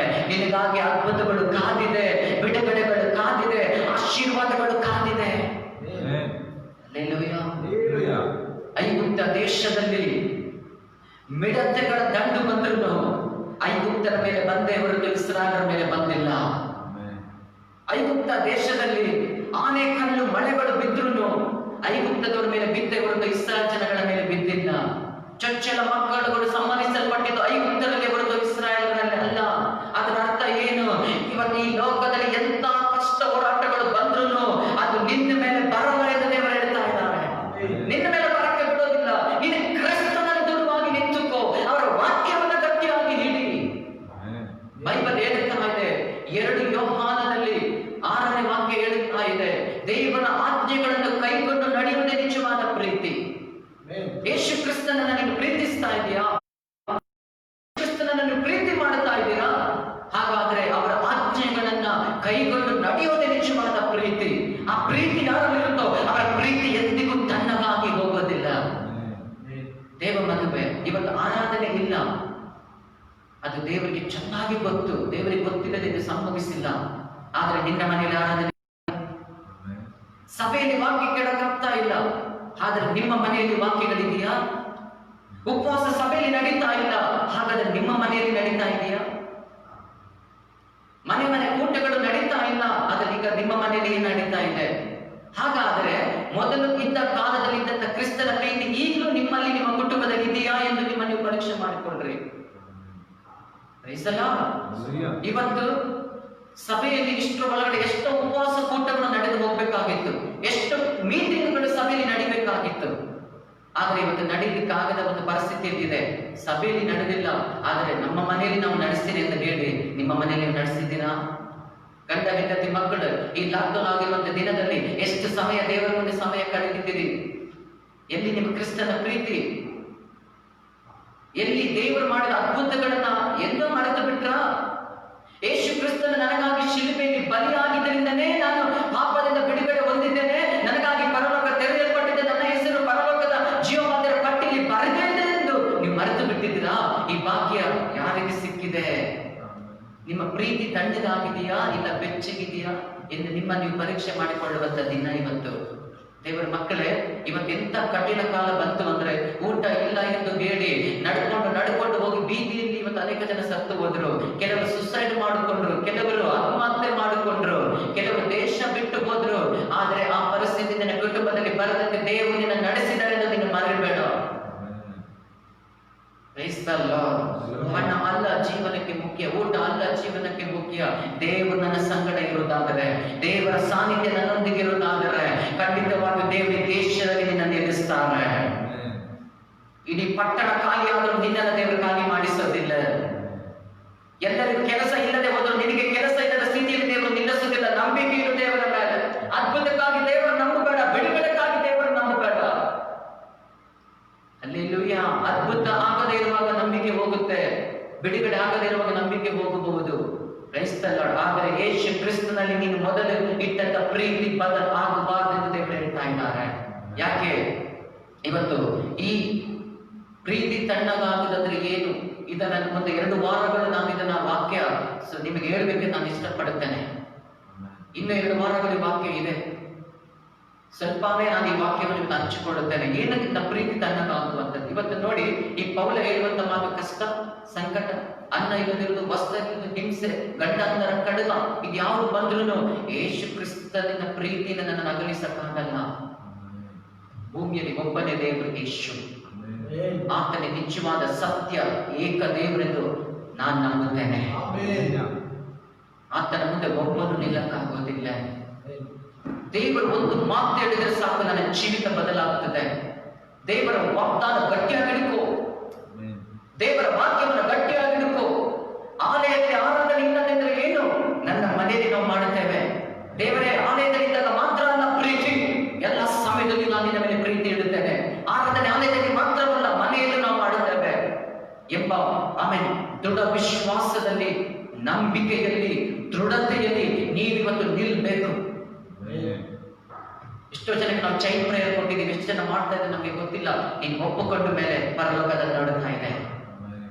ದೇವರ ವಾಕ್ಯ ಹೇಳ್ತಾ ಇದೆ, ನಾವು ಓದುವಾಗ ಈ 1 ಯೋಹಾನ 2:18 ಹೇಳ್ತದೆ, ಮಕ್ಕಳಿಲ್ಲ, ಇದು ಕಡೆಯ ಗಳಿಗೆಯಾಗಿದೆ. ನಾನು ನಿಮ್ಮನ್ನು ಭಯಪಡಿಸ್ತಾ ಇಲ್ಲ. ಕ್ರಿಸ್ತನ ಪ್ರೀತಿ, ಕ್ರಿಸ್ತನಲ್ಲಿ ನೀವು ಇಟ್ಟಿರೋ ಪ್ರೀತಿ ತಣ್ಣಗಾಗಬಾರದೆಂದು ನಾನು ನಿಮ್ಗೆ ಹೇಳ್ತಾ ಇದ್ದೇನೆ. ಈ ವಾಕ್ಯವನ್ನು ಕೇಳುತ್ತಿರುವಂತ ದೇವ ಮಗುವೆ, ಸಭೆಗೆ ಬರುವಾಗ ನೀವು ಹೇಗೆ ಸಿದ್ಧವಾಗಿ ಬಂದಿದೆಯೋ ಹಾಗೆ ಸಿದ್ಧವಾಗಿ ಅಲ್ಲಿ ಕೂರ್ಬೇಕು. ಮುಖ ತೊಳಿದೇನೆ, ಬ್ರಷ್ ಮಾಡದೇನೆ, ಮನೆಯ ಹಳೆ ವಸ್ತ್ರಗಳನ್ನು ಹಾಕೊಂಡು ಕೂರಬಾರದು. ಶುಭ್ರವಾದ ವಸ್ತ್ರಗಳನ್ನು ಹಾಕಿ ಸಿದ್ಧವಾಗಿ ದೇವರ ಮುಂದೆ ನೀವು ಕೂರಬೇಕು. ಇವಾಗ ಕೂತಿದ್ದಾದ್ರೆ ಇಮಿಡಿಯೇಟ್ ಹೋಗಿ ಸಿದ್ಧವಾಗಿರಿ. ನೀವು ಕೂತಿರೋದು ದೇವರ ಸಮ್ಮುಖದಲ್ಲಿ. ಇದೇ ಪ್ರೀತಿ ತಣ್ಣಗಾಗದಂದ್ರೆ ಇದೇನೆ. ಸಭೆಗೆ ಬಂದಾಗ ಒಂದು ಪ್ರೀತಿ, ಮನೆಯಲ್ಲಿ ಒಂದು ಪ್ರೀತಿ ಅಲ್ಲ. ಬೈಬಲ್ ಹೇಳುತ್ತಾ ಇದೆ, ಅಪೊಲ್ಲೋಸನು ಗಿಡವನ್ನು ಹಾಕಿದ್ರೆ ನಾನು ನೀರನ್ನು ಹಾಕಿದ್ದೇನೆ, ಬೆಳೆಸಿದನು ದೇವರನ್ನ. ಸೇವಕರ ಮುಂದೆ ತೋರಿಸಬೇಡ್ರಿ ದೇವರ ಪ್ರೀತಿ, ವಿಶ್ವಾಸಿಗಳ ಮುಂದೆ ತೋರಿಸಬೇಡ್ರಿ ದೇವರ ಪ್ರೀತಿ. ಎಲ್ಲಿ ಹೋದ್ರು ಒಂದೇ ಪ್ರೀತಿ ಇರಲಿ. ಮನೆಯಲ್ಲಾದ್ರೆ ಸಭೆಯಲ್ಲಿ ಹೊರಗಡೆ ಒಂದೇ ಪ್ರೀತಿ, ಅದು ಬದಲಾಗಬಾರದು. ಅಲ್ಲೆಲ್ಲೂಯ್ಯ. ಮನೆಯಲ್ಲಿ ಬಂದಾಗ, ಸಭೆಯಲ್ಲಿ ಬಂದಾಗ ಶಕ್ತವಾಗಿ ಆರಾಧನೆ, ಸಭೆಯಲ್ಲಿ ಬಂದಾಗ ಚಪ್ಪಾಳೆ, ಸಭೆಯಲ್ಲಿ ಬಂದಾಗ ಅಲ್ಲೆಲ್ಲೂಯ್ಯ ಸ್ತೋತ್ರ, ಇದು ಮನೆಯಲ್ಲಿ ಇರುವಾಗಲೂ ಇರಬೇಕು. ಈ ದಿನಗಳಲ್ಲಿ ಹೆಚ್ಚಾಗಬೇಕು. ನಿನ್ನ ಪ್ರೀತಿ ತಣ್ಣಗಾಗಕ್ಕೆ ಬಿಡಬೇಡ. ತಣ್ಣಗಾಗಿದ್ರೆ ಇವತ್ತು ಒಪ್ಪಿಸಿಕೊಂಡ್ರೆ ಪವಿತ್ರ ಆತ್ಮನು ತನ್ನ ಬೆಂಕಿನ ಅದನ್ನು ಬಿಸಿ ಮಾಡ್ತಾನೆ. ಬೆಂಕಿನ ತುಂಬಿಸಿ ಅದನ್ನು ಬಿಸಿ ಮಾಡ್ತಾರೆ ಪವಿತ್ರ ಆತ್ಮನು. ಹಲ್ಲೆಲೂಯ್ಯ. ದೇವರ ವಾಕ್ಯ ಓದೋಣ. 1 ಯೋಹಾನ 2ನೇ ಅಧ್ಯಾಯ 22ನೇ ವಾಕ್ಯದಿಂದ ಓದಿಕೊಳ್ಳೋಣ. 1 ಯೋಹಾನ 2ನೇ ಅಧ್ಯಾಯದಲ್ಲಿ 22ನೇ ವಾಕ್ಯದಿಂದ 24ನೇ ವಾಕ್ಯ.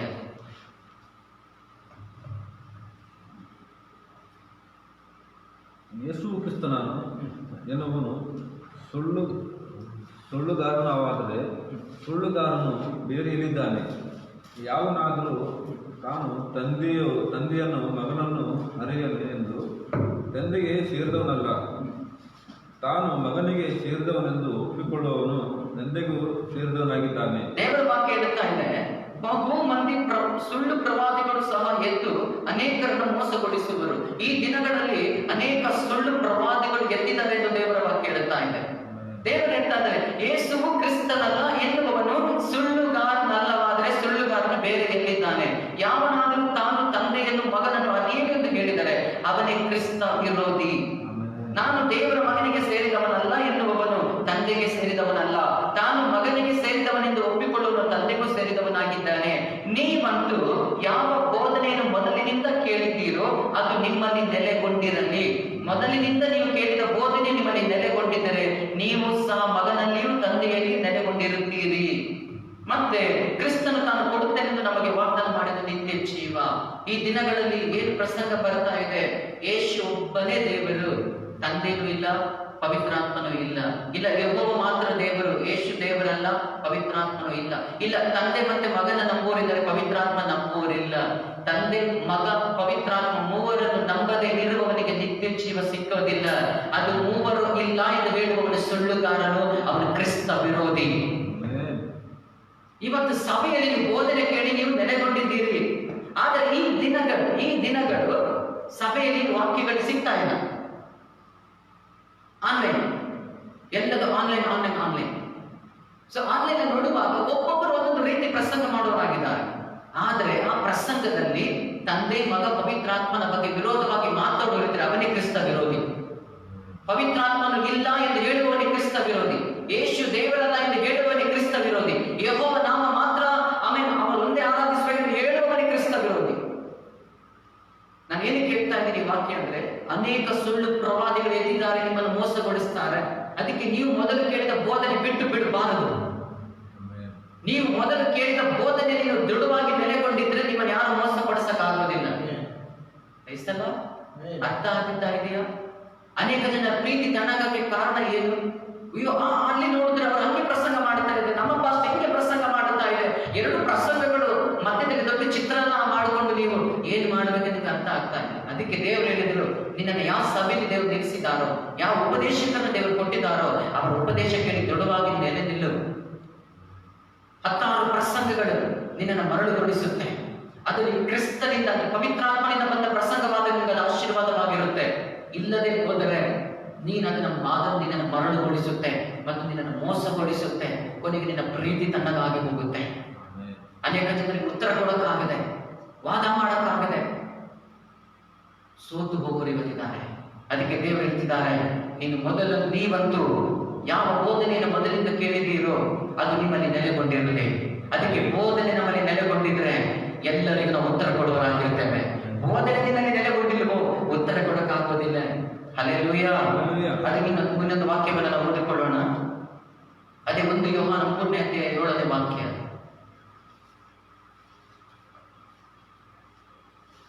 1 ಯೋಹಾನ 3ನೇ ಅಧ್ಯಾಯ 7ನೇ ವಾಕ್ಯ. ಪ್ರಿಯರಾದ ಮಕ್ಕಳೇ, ನಿಮ್ಮನ್ನು ಸನ್ಮಾರ್ಗದಿಂದ ತಪ್ಪಿಸುವುದಕ್ಕೆ ಯಾರಿಗೂ ಅವಕಾಶ ಕೊಡಬೇಡ್ರಿ. ನಿಮ್ಮನ್ನ ಸನ್ಮಾರ್ಗದಿಂದ, ಇವತ್ತು ಏನು ದೇವರ ವಾಕ್ಯವನ್ನು ಹಿಡಿದು ದೇವರ ಮಾರ್ಗದಲ್ಲಿ ಇವತ್ತು ನೀವು ನಡೀತಾ ಇದ್ದೀರೋ ಆ ಸನ್ಮಾರ್ಗದಿಂದ ತಪ್ಪಿಸುವುದಕ್ಕೆ ಯಾರಿಗೂ ನೀವು ಅವಕಾಶ ಕೊಡಬಾರದು. ಆಮೇಲೆ ಹಾಗಾದ್ರೆ ಯಾರು ಕೊಟ್ರು? ಹವ್ವಳು ಆದಾಮನಿಗೆ. ಆದಾಮನನ್ನ ದಾರಿ ತಪ್ಪಿಸಿರೋದೆ ಹವ್ವಳು. ಹವ್ವಳು ನೀನು ತಿನ್ನು, ಬಹಳ ರುಚಿಯಾಗಿದೆ ಎಂದು ಹೇಳಿ ಕೊಡುವಾಗ ಅವನ ತಿಂತು. ಆ ರೀತಿ ದಾರಿ ತಪ್ಪಿಸುವವರು ಯಾರಾದರೂ ನಿನ್ನ ಬಳಿಗೆ ಬಂದ್ರೆ ಅವರಿಗೆ ಅವಕಾಶ ಕೊಡು ಬೇಡ. ಅವರು ಕ್ರಿಸ್ತನ ವಾಕ್ಯದಿಂದ ನಿನ್ನನ್ನು ಅಗಲಿಸುವುದಾಗಲಿ, ಬೇಡದ ಲೋಕದ ವಿಷಯಗಳನ್ನು ನಿನ್ನ ಹತ್ರ ತಂದು ಮಾತಾಡುವ ಯಾವುದೇ ಸಹೋದರ ಸಹೋದರಿ ಸೇವಕರು ನಿಮ್ಮ ಹತ್ರ ಬಂದ್ರೆ ಅವರಿಗೆ ನಿನ್ನ ಮನೆ ಒಳಗಡೆ ಅವಕಾಶ ಕೊಡಬೇಡ. ನಿನ್ನ ಹತ್ರ ನಿಲ್ಲೋದಕ್ಕೆ ಅವಕಾಶ ಕೊಡಬೇಡ. ನಿನ್ನನ್ನು ಸನ್ಮಾರ್ಗದಿಂದ ತಪ್ಪಿಸುವುದಕ್ಕೆ ಸೈತಾನನು ಈ ದಿನಗಳಲ್ಲಿ ವಿಶ್ವಾಸಿಗಳನ್ನು ಉಪಯೋಗಿಸಬಹುದು, ಸೇವಕರನ್ನು ಉಪಯೋಗಿಸಬಹುದು. ನೀ ಎಚ್ಚರಿಕೆಯಾಗಿರಬೇಕು. ನಿನ್ನ ಪ್ರೀತಿ ತಣ್ಣಗ ಮಾಡುವುದಕ್ಕೆ ಸೈತಾನ ಹಲವಾರು ಆಯುಧಗಳನ್ನು ಉಪಯೋಗಿಸುತ್ತಾನೆ. ನೀನು ಬೋಧನೆಯಲ್ಲಿ ನೆಲೆಗೊಂಡಿರೋ. ದೇವರ ವಾಕ್ಯ ಹೇಳುತ್ತಾ ಇದೆ, ಕ್ರಿಸ್ತನು ಹೇಗೆ ನೀತಿವಂತನಾಗಿದ್ದಾನೋ ಹಾಗೆ ನೀತಿಯನ್ನು ಅನುಸರಿಸುವವನು ನೀತಿವಂತನಾಗಿದ್ದಾನೆ. ಪಾಪ ಮಾಡುವವನು ಸೈತಾನದ ಹುಟ್ಟಿದವನಾಗಿದ್ದಾನೆ. ಆದಿಯಿಂದಲೂ ಸೈತಾನ ಪಾಪ ಮಾಡುವನಾಗಿದ್ದಾನಲ್ಲ, ಆದರೆ ಸೈತಾನನ ಕೆಲಸಗಳನ್ನು ಲಯ ಮಾಡೋದಕ್ಕೋಸ್ಕರ ದೇವಕುಮಾರ ಪ್ರತ್ಯಕ್ಷನಾದನು. ಆಮೇಲೆ ಸೈತಾನನ ಕಿವಿಯಲ್ಲಿ ಬಂದು ಒಂದು ಸಲ ಮಾಡು, ಒಂದು ಸಲ ತಪ್ಪು ಮಾಡು, ಒಂದು ಸಲ ಪಾಪ ಮಾಡು, ಇವು ಕಾರ್ಯ ಒಂದು ಸಲ ಮಾಡು ಎಂದು ನಮ್ಮನ್ನು ಪ್ರೇರೇಪಿಸ್ತಾನೆ. ಏನ್ ಮಾಡ್ತಾನೆ? ಪ್ರೇರೇಪಿಸ್ತಾನೆ. ಒಂದು ಸಲ ಸಿನಿಮಾ ನೋಡು, ಒಂದು ಸಲ ಸೀರಿಯಲ್ ನೋಡು, ಒಂದು ಸಲ ಸಿಗರೆಟ್ ಹೇಳಿ, ಒಂದು ಸಲ ಡ್ರಿಂಕ್ಸ್ ಮಾಡು, ಒಂದು ಸಲ ಪಾನ್ಪರ ತಿನ್ನು, ಏನಾಗಲ್ಲ ಎಂದು ಹೇಳಿ ನಿನ್ನನ್ನು ಪ್ರೇರೇಪಿಸ್ತಾನೆ. ಆಗ ಪ್ರೇರೇಪಿಸಿದಾಗ ನೀನು ಆ ಮಾತು ಕೇಳಿ ತಿಂದ್ರೆ, ಚೆನ್ನಾಗಿ ಅರ್ಥ ಮಾಡಿಕೊಂಡ್ರೆ ನೀನ್ ಸೈತಾನ ಕೈಯಲ್ಲಿ ಹೋಗಿ ಬಿದ್ದಾಯ್ತು. ಅವನ ಕೈಯಲ್ಲಿ ಬಿದ್ದಾಯ್ತು. ಇನ್ 10 ಸಲ ಅವನ್ನೇ ಮಾಡಿಸ್ತಾನೆ. ನೀನ್ ಯಾವ ದೇವರ ಕೈಯಲ್ಲಿ ಅಲ್ಲ, ದೇವರ ಕೈಯಿಂದ ತಪ್ಪಿಸಿಕೊಂಡು ಸೈತಾನ ಕೈಯಲ್ಲಿ ಹೋಗಿ ಬೀಳ್ತೀಯ. ಒಂದೇ ಅವನು ಹೇಳುದು, ಒಂದು ಸಲ ಮಾಡು ಸಾಕು, ಒಂದೇ ಒಂದು ಸಲ, ಮತ್ತೆ ಮಾಡಬೇಡ.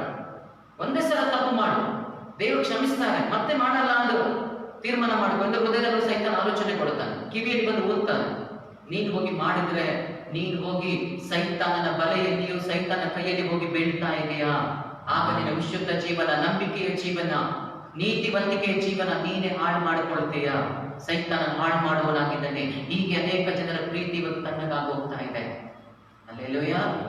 ಇವತ್ತು ಟಿವಿಯಲ್ಲಿ ಅವ್ರಿಗೆ ಗೊತ್ತು, ಲಾಕ್ಡೌನ್ ಆಗಿ ಎಲ್ಲರೂ ಮನೇಲಿ ಇರ್ತಾರೆ ಅಂತ ಹೊಸ ಹೊಸ ಸಿನಿಮಾಗಳನ್ನ, ಸೀರಿಯಲ್ಗಳನ್ನು ಹಾಕಿ ಜನಗಳನ್ನ ನೋಡೋದಕ್ಕೋಸ್ಕರ ಪ್ರೇರೇಪಿಸ್ತಾರೆ. ಸೈತಾನ ನೋಡು, ಒಂದು ಸಲ ನೋಡು.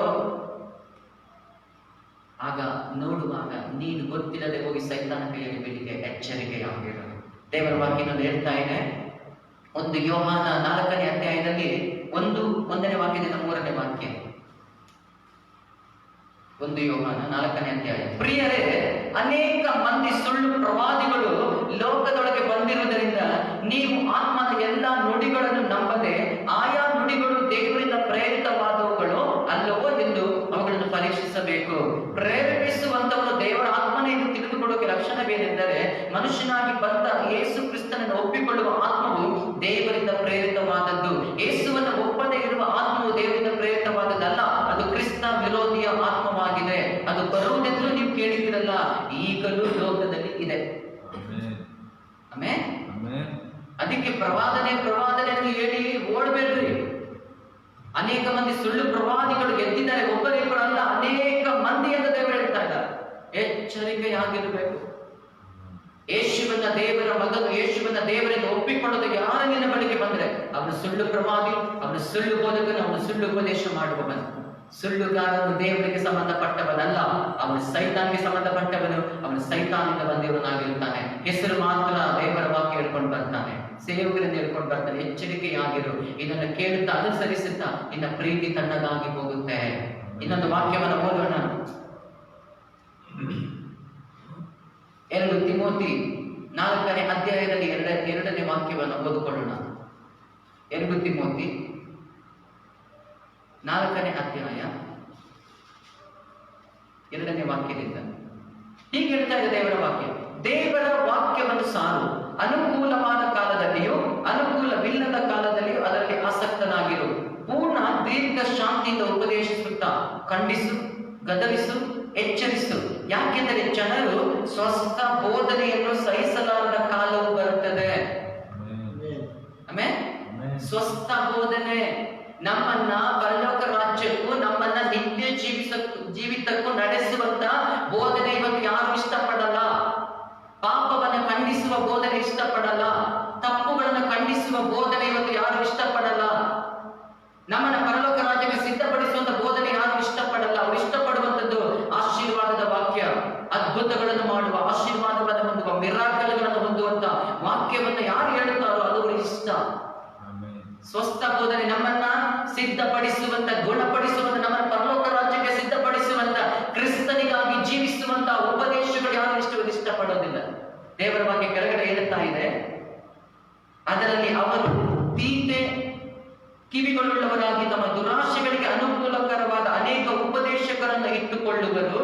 ಅವರು ಸತ್ಯ ಬೋಧನೆಗೆ ಕಿವಿಗೊಡದೆ ಕಲ್ಪನಾ ಕಥೆಗಳನ್ನು ಕೇಳುವುದಕ್ಕೆ ಹೋಗುವರು. ಆದರೆ ನೀನು ಎಲ್ಲಾ ವಿಷಯಗಳಲ್ಲಿ ಸ್ವಸ್ಥ ಚಿತ್ತನಾಗಿರು. ನಿಜವಾಗಿ ನಿಮ್ಮನ್ನು ಪರೀಕ್ಷೆ ಮಾಡಿಕೊಂಡು ನೀವು ಯೇಸು ಕ್ರಿಸ್ತನ ನಂಬಿದ್ದೀರಾ, ಇಲ್ಲ ನೀವು ಪಾಸ್ಟರ್ಗಳನ್ನು ನಂಬಿದ್ದೀರಾ? ಅನೇಕ ಜನ ಪಾಸ್ಟರ್ಗಳನ್ನು ಹುಡುಕಿ ಓಡೋರಿದ್ದಾರೆ. ಅನೇಕ ಜನ ಯೇಸು ಕ್ರಿಸ್ತನ ಬಗ್ಗೆ ಮಾತಾಡೋದಿಲ್ಲ, ಬರೀ ಪಾಸ್ಟರ್ ಬಗ್ಗೆನೇ ಮಾತಾಡ್ತಾರೆ. ಅನೇಕ ಜನ ಇವತ್ತು ಸೇವಕರ ಹೆಸರುಗಳನ್ನು ಓಡುವರಿದ್ದಾರೆ. ಯೇಸು ಕ್ರಿಸ್ತನನ್ನು ಮರೆತೇ ಬಿಟ್ಟಿದ್ದಾರೆ, ಅವರ ವಾಕ್ಯವನ್ನು ಮರೆತೇ ಬಿಟ್ಟಿದ್ದಾರೆ. ಅವರ ಜೀವಿತದಲ್ಲಿ ಅನೇಕ ಸೇವಕರ ಹೀರೋ ಆಗಿದೆ, ಯೇಸು ಕ್ರಿಸ್ತನ ಹೀರೋ ಇಲ್ಲ. ಸೇವಕರ ಹುಡುಕಿಗೆ ಸಭೆಗೆ ಹೋಗುವ ನೀನು, ಆಮೇಲೆ ಸೇವಕರನ್ನ ಹುಡುಕಿ ಸಭೆಗೆ ಹೋಗುವಂತ ನೀನು ತೀಟ ಕಿವಿ ಉಳ್ಳವನೆಂದು ದೇವರ ವಾಕ್ಯ ಹೇಳ್ತಾರೆ. ಅನೇಕ ವಿಶ್ವಾಸಿಗಳು ನಮ್ಮನ್ನ ಹೊಗಡಬೇಕು, ನಮ್ಮನ್ನೆಲ್ಲರ ಮುಂದೆ ಸನ್ಮಾನಿಸಬೇಕೆಂದು ಇಷ್ಟಪಡುತ್ತಾರೆ. ಅದು ದೊಡ್ಡ ತಪ್ಪು. ನಿಮ್ಮನ್ನು ಸನ್ಮಾನಿಸುವುದು ದೇವರು. ಮನುಷ್ಯನ ಹೊಗಳಿಕೆ ಶಾಶ್ವತ ಅಲ್ಲ. ದೇವರು ನಿಮ್ಮನ್ನು ಹೊಗಳಬೇಕು, ದೇವರು ನಿಮ್ಮನ್ನು ಸನ್ಮಾನಿಸಬೇಕು. ನಾವು ಚಿಂತೆ ಮಾಡೋದಿದೆ, ಪಾಸ್ಟರ್ ನಮ್ಮ ಹೆಸರು ಹೇಳ್ಬೇಕು, ಪಾಸ್ಟರ್ ನಮ್ಮನ್ನು ಸನ್ಮಾನಿಸಬೇಕು, ಪಾಸ್ಟರ್ ಎಲ್ಲರ ಮುಂದೆ ನನ್ನ ಗೌರವಿಸಬೇಕೆಂದು. ಎಸ್, ಅದರ ತಪ್ಪಿಲ್ಲ. ಆದರೆ ನೀನು ಬಯಸಬೇಕಾಗಿದ್ದು ಪಾಸ್ಟರ್ ಅಲ್ಲ, ದೇವರಲ್ಲಿ. ಹೊಗಳುದ ನಿಮ್ಮನ್ನು ದೇವರು ಹೊಗಳಿ, ಮಾನಿಸಿದ ದೇವರು ನಿಮ್ಮನ್ನು ಮಾನಿಸಲಿ, ದೇವರು ನಿಮ್ಮನ್ನು ಎಲ್ಲರ ಮುಂದೆ ಗೌರವಿಸಲಿ. ಅದು ನಿಮಗೆ ಶಾಶ್ವತ. ತೀಟೆ ಕಿವಿ ಉಳ್ಳವರಾಗಿರಬೇಡ್ರಿ. ಅನೇಕರ ಸೇವಕರನ್ನು ಇಟ್ಟುಕೊಳ್ಳುತ್ತಾರಲ್ಲ, ಏನ್ ಮಾಡ್ತಾರೆ? ಸೇವಕರನ್ನ ಏನಕ್ಕೆ? ಬಿಡುಗಡೆಗಾಗಿ ಸೇವಕರು, ಆಶೀರ್ವಾದಕ್ಕಾಗಿ ಸೇವಕರು, ಹೋರಾಟ ಬಂದಾಗ ಪ್ರಾರ್ಥಿಸೋಕೆ ಸೇವಕರು.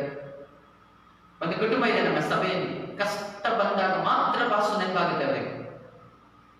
ದೆವ್ವ ಹಿಡಿದಾಗ ಮಾತ್ರ ಪಾಸ್ಟರ್ ನೆನಪಾಗುತ್ತೆ. ಕುಟುಂಬದಲ್ಲಿ ಹೋರಾಟ ಬಂದಾಗ ಮಾತ್ರ ಪಾಸ್ಟರ್ ನೆನಪಾಗುತ್ತೆ. ಬೇರೆ ಯಾವ ದಿನದಲ್ಲಿಯೂ ಎಲ್ಲರಿಗೂ ಫೋನ್ ಮಾಡುತ್ತಾರೆ, ಆದ್ರೆ ಸಭಾ ಸೇವಕರಿಗೆ ಒಂದು ಫೋನ್ ಇಲ್ಲ.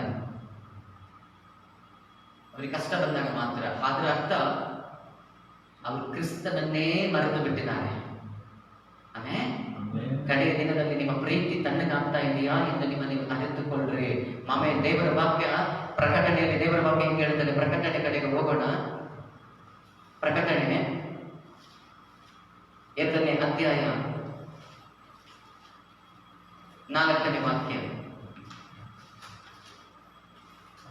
2ನೇ ಅಧ್ಯಾಯ 4ನೇ ವಾಕ್ಯ. ಆದರೆ ಮೊದಲು ನಿನಗಿದ್ದ ಪ್ರೀತಿಯನ್ನು ನೀನು ಬಿಟ್ಟು ಬಿಟ್ಟಿದ್ದೀಯೇ ಎಂದು ನಾನು ನಿನ್ನ ಮೇಲೆ ತಪ್ಪು ಹೊರಿಸಬೇಕಾಗುತ್ತದೆ. ಆಮೇಲೆ ಹಾಗಾದ್ರೆ ಮೊದಲು ದೇವರ ಮೇಲೆ ಇದ್ದಂತ ಪ್ರೀತಿ, ದೇವರ ಸೇವೆ ಮೇಲೆ ಇದ್ದಂತ ಪ್ರೀತಿ, ದೇವರ ಸಭೆ ಮೇಲೆ ಇದ್ದಂತ ಪ್ರೀತಿ ಇವಾಗ ಏನಾಗಿದೆ? ತಣ್ಣಗಾಗಿದೆ. ಆಮೇಲೆ ಎಷ್ಟು ಜನ ಫೋನ್ ಮಾಡಿ ಈ ದಿನಗಳಲ್ಲಿ ಪಾಸ್ಟರ್ಗಳನ್ನು ನೀವು ವಿಚಾರಿಸಿದ್ರಿ? ನಿಮ್ಗಾಗಿ ಪ್ರಾರ್ಥಿಸಿ, ನಿಮ್ಮ ಜೀವಿತದಲ್ಲಿ ನೀವು ಆಶೀರ್ವಾದ ಹೊಂದೋದಕ್ಕೆ, ಬಿಡುಗಡೆ ಹೊಂದೋದಕ್ಕೆ ಪ್ರಾರ್ಥಿಸಿದ ಸೇವಕರಿಗೆ ಎಷ್ಟು ಫೋನ್ ಮಾಡಿ ವಿಚಾರಿಸ್ತಾ ಇದ್ದೀರಿ ದೇವರ ಮಕ್ಕಳೇ? ಮಾತು, ಪಾಸ್ಟರ್ ಹೇಗಿದ್ದೀರಾ, ಚೆನ್ನಾಗಿದ್ದೀರಾ, ನಿಮ್ಮ ಕುಟುಂಬ ಹೇಗಿದೆ ಎಂದು ಯಾರಾದ್ರೂ ವಿಚಾರಿಸಿದವರು ಇದೆಯಾ? ನಿಮ್ಮನ್ನು ಪರೀಕ್ಷೆ ಮಾಡಿಕೊಂಡ್ರೆ ಬೇಸಲ್ಲ. ಈಗ ಸಭೆ ಬರಕ್ಕಾಗದ ಒಂದು ಸ್ಥಿತಿಯಲ್ಲಿ ಇದೆ ತಾನೆ. ಅನೇಕ ಜನಗಳಿಗೆ ನಾನೇ ಫೋನ್ ಮಾಡ್ತೇನೆ ಹೊರತು ಅವರು ನಮಗೆ ಫೋನ್ ಮಾಡಲ್ಲ. ಅದರ ಅರ್ಥ ಪ್ರೀತಿ ಏನಾಗಿದೆ? ಇವಾಗ ತಣ್ಣಗಾಗಿದೆ. ಪ್ರೀತಿ ಏನಾಗಿದೆ? ಹೋರಾಟ ಬಂದಾಗ ಮಾತ್ರ ಫೋನ್ ಮಾಡ್ತಾರೆ ನಮಗೆ, ಬೇರೆ ದಿನಗಳಲ್ಲಿ ಇಲ್ಲ. ಇವತ್ತಿಗೂ ನಮಗೆ ಗೋವಾದಿಂದ ಫೋನ್ ಮಾಡಿ ಹೇಗಿದ್ದಾರೆ ಪಾಸ್ಟರ್ ಅಂತ ಕೇಳೋರಿದೆ, ಬೀದರಿಂದ ಫೋನ್ ಮಾಡಿ ಹೇಗಿದ್ದಾರೆ ಪಾಸ್ಟರ್ ಅಂತ ಕೇಳೋರಿದೆ. ನಮ್ಮ ಸಭೆಯಲ್ಲೇ ಇಲ್ಲ. ಬಯಸಲ್ಲ. ನಮ್ಮ ಸಭೆಯಲ್ಲಿ ಪಾಸ್ಟರ್ನೇ ಮರೆತು ಬಿಟ್ಟಿದೆ. ಯಾವಾಗ ನೆನಪಾಗುತ್ತೋ ನನಗೆ ಗೊತ್ತಿಲ್ಲ. ಅದಕ್ಕೆ ದೇವರು ಹೇಳ್ತಿದ್ದಾರೆ, ಮೊದಲು ನಿನಗಿದ್ದ ಪ್ರೀತಿಯನ್ನು ನೀನೇನ್ ಮಾಡಿದ್ಯಾ? ಬಿಟ್ಟು ಬಿಟ್ಟಿದ್ಯಾ. ಮೊದಲಿಂದ ಪ್ರಾರ್ಥನಾ ಜೀವಿತ ಇಲ್ಲ, ಉಪವಾಸ ಜೀವಿತ ಇಲ್ಲ. ಎಷ್ಟು ಜನ ಇವತ್ತು ಉಪವಾಸ ಮಾಡ್ತಾ ಇದ್ದೀರಿ? ಮನೇಲಿ ಇದ್ದೀರಿ ತಾನೆ? ಎಷ್ಟು ಜನ ಈ ಕೊರೋನಾ ನೀಗಬೇಕು, ನಮ್ಮ ದೇಶಕ್ಕೊಂದು ಬಿಡುಗಡೆ, ನಮ್ಮ ಸಭೆಗೊಂದು ಬಿಡುಗಡೆ ಬೇಕು, ನಮ್ಮ ಸಭೆ ಮಕ್ಕಳಿಗೊಂದು ಬಿಡುಗಡೆ. ಸಂಬಳ ಇಲ್ಲದೆ ಎಷ್ಟು ಜನ ಕಷ್ಟಪಡ್ತಾರೆ ನಮ್ಮ ಸಭೆಯಲ್ಲಿ. ಅವ್ರಿಗಾಗಿ ನಾನು ಪ್ರಾರ್ಥಿಸಬೇಕೆಂದು ಉಪವಾಸ ಮಾಡೋದು ಎಷ್ಟು ಜನ ಇದೆ? ನಿಮ್ಮ ನೀವೇ ಆಲೋಚನೆ ಮಾಡಿಕೊಂಡು ಪರೀಕ್ಷೆ ಮಾಡಿಕೊಂಡ್ರೆ ಎಲ್ಲಿ ನಿಮ್ಮ ಪ್ರೀತಿ? ನೀವು ಕಷ್ಟ ಬಂದಾಗ ಸಭೆ ನಿಮ್ಗಾಗಿ ಪ್ರಾರ್ಥಿಸಿಲ್ವಾ? ಸಭೆ ನಿಮ್ಗಾಗಿ ಉಪವಾಸ ಮಾಡಿಲ್ವಾ? ಈಗ ನೀನು ಸಂತೋಷವಾಗಿದ್ದಿ ತಾನೇ, ನೀನು ಯಾಕೆ ಉಪವಾಸ ಮಾಡುತ್ತಾ ಇಲ್ಲ? ಸಭೆ ಓಪನ್ ಆಗಲಿ ಅಂತ ಯಾಕೆ ನೀವು ಉಪವಾಸ ಮಾಡ್ತಲ್ಲ? ಇದೇ ಸಭೆಯಲ್ಲಿ ದೇವರು ನಿಮ್ಮನ್ನು ಬ್ಲೆಸ್ ಮಾಡಿದ್ದಾರೆ, ಇದೇ ಸಭೆಯಲ್ಲಿ ದೇವರಿಗೆ ಅದ್ಭುತಗಳನ್ನು ಮಾಡಿದ್ದಾರೆ. ಆದ್ರೆ ಈ ಸಭೆಗಾಗಿ ಪ್ರಾರ್ಥನೆ ಇಲ್ಲ, ಸೇವಕರಿಗಾಗಿ ಪ್ರಾರ್ಥನೆ ಇಲ್ಲ, ವಿಶ್ವಾಸಿಗಳಿಗಾಗಿ ಪ್ರಾರ್ಥನೆ ಇಲ್ಲ, ದೇಶಕ್ಕಾಗಿ ಪ್ರಾರ್ಥನೆ ಇಲ್ಲ. ಚೆನ್ನಾಗಿ ನಿದ್ರೆ ಮಾಡುತ್ತಾ ಇದೆ. ಆಮೇಲೆ ವಿಶ್ವಾಸಿಯೇ ಎಚ್ಚರವಾಗು, ನೀನು ಕೈ ಬಿಡಲ್ಪಡುತ್ತೀಯ, ಎಚ್ಚರವಾಗು. ಇದು ತಿಂದು ಉಂಡು ಹೋಗುವ ಕಾಲವಲ್ಲ, ಎಚ್ಚರವಾಗಿರುವಂತ ಕಾಲ. ಕ್ರಿಸ್ತನ ಬರುವಿಕೆಗೆ ನಮ್ಮನ್ನು ಸಿದ್ಧ ಮಾಡಿಕೊಳ್ಳುವಂತ ಜನ, ಕರೆಯಲ್ಪಟ್ಟವರು, ಬಹುಜನ ಆರಿಸಲ್ಪಟ್ಟವರು, ಸ್ವಲ್ಪ ಜನ ಎಂದು ದೇವರು ಹೇಳಿದೆಯಲ್ಲ. ದೇವರು ಮರವನ್ನು ಕೈಯಲ್ಲಿ ಹಿಡಿದಿದ್ದಾರೆ. ಆತನ ಗಾಳಿಯಲ್ಲಿ ತೂರುವಾಗ ಹೊಟ್ಟುಗಳು ಆರು ಹೋಗುತ್ತೆ. ಆ ಹೊಟ್ಟನ ಆರದ ಬೆಂಕಿಯಲ್ಲಿ ದೇವರು ಹಾಕ್ತಾರೆ. ಗಟ್ಟಿ ಕಾಳುಗಳನ್ನ ಕಣಜದಲ್ಲಿ ಅಂದ್ರೆ ಪರಲೋಕದಲ್ಲಿ ಹಾಕ್ತಾರೆ. ನಾವು ನೀವು ಗಟ್ಟಿ ಕಾಳುಗಳು ಆಗಿರಬೇಕು.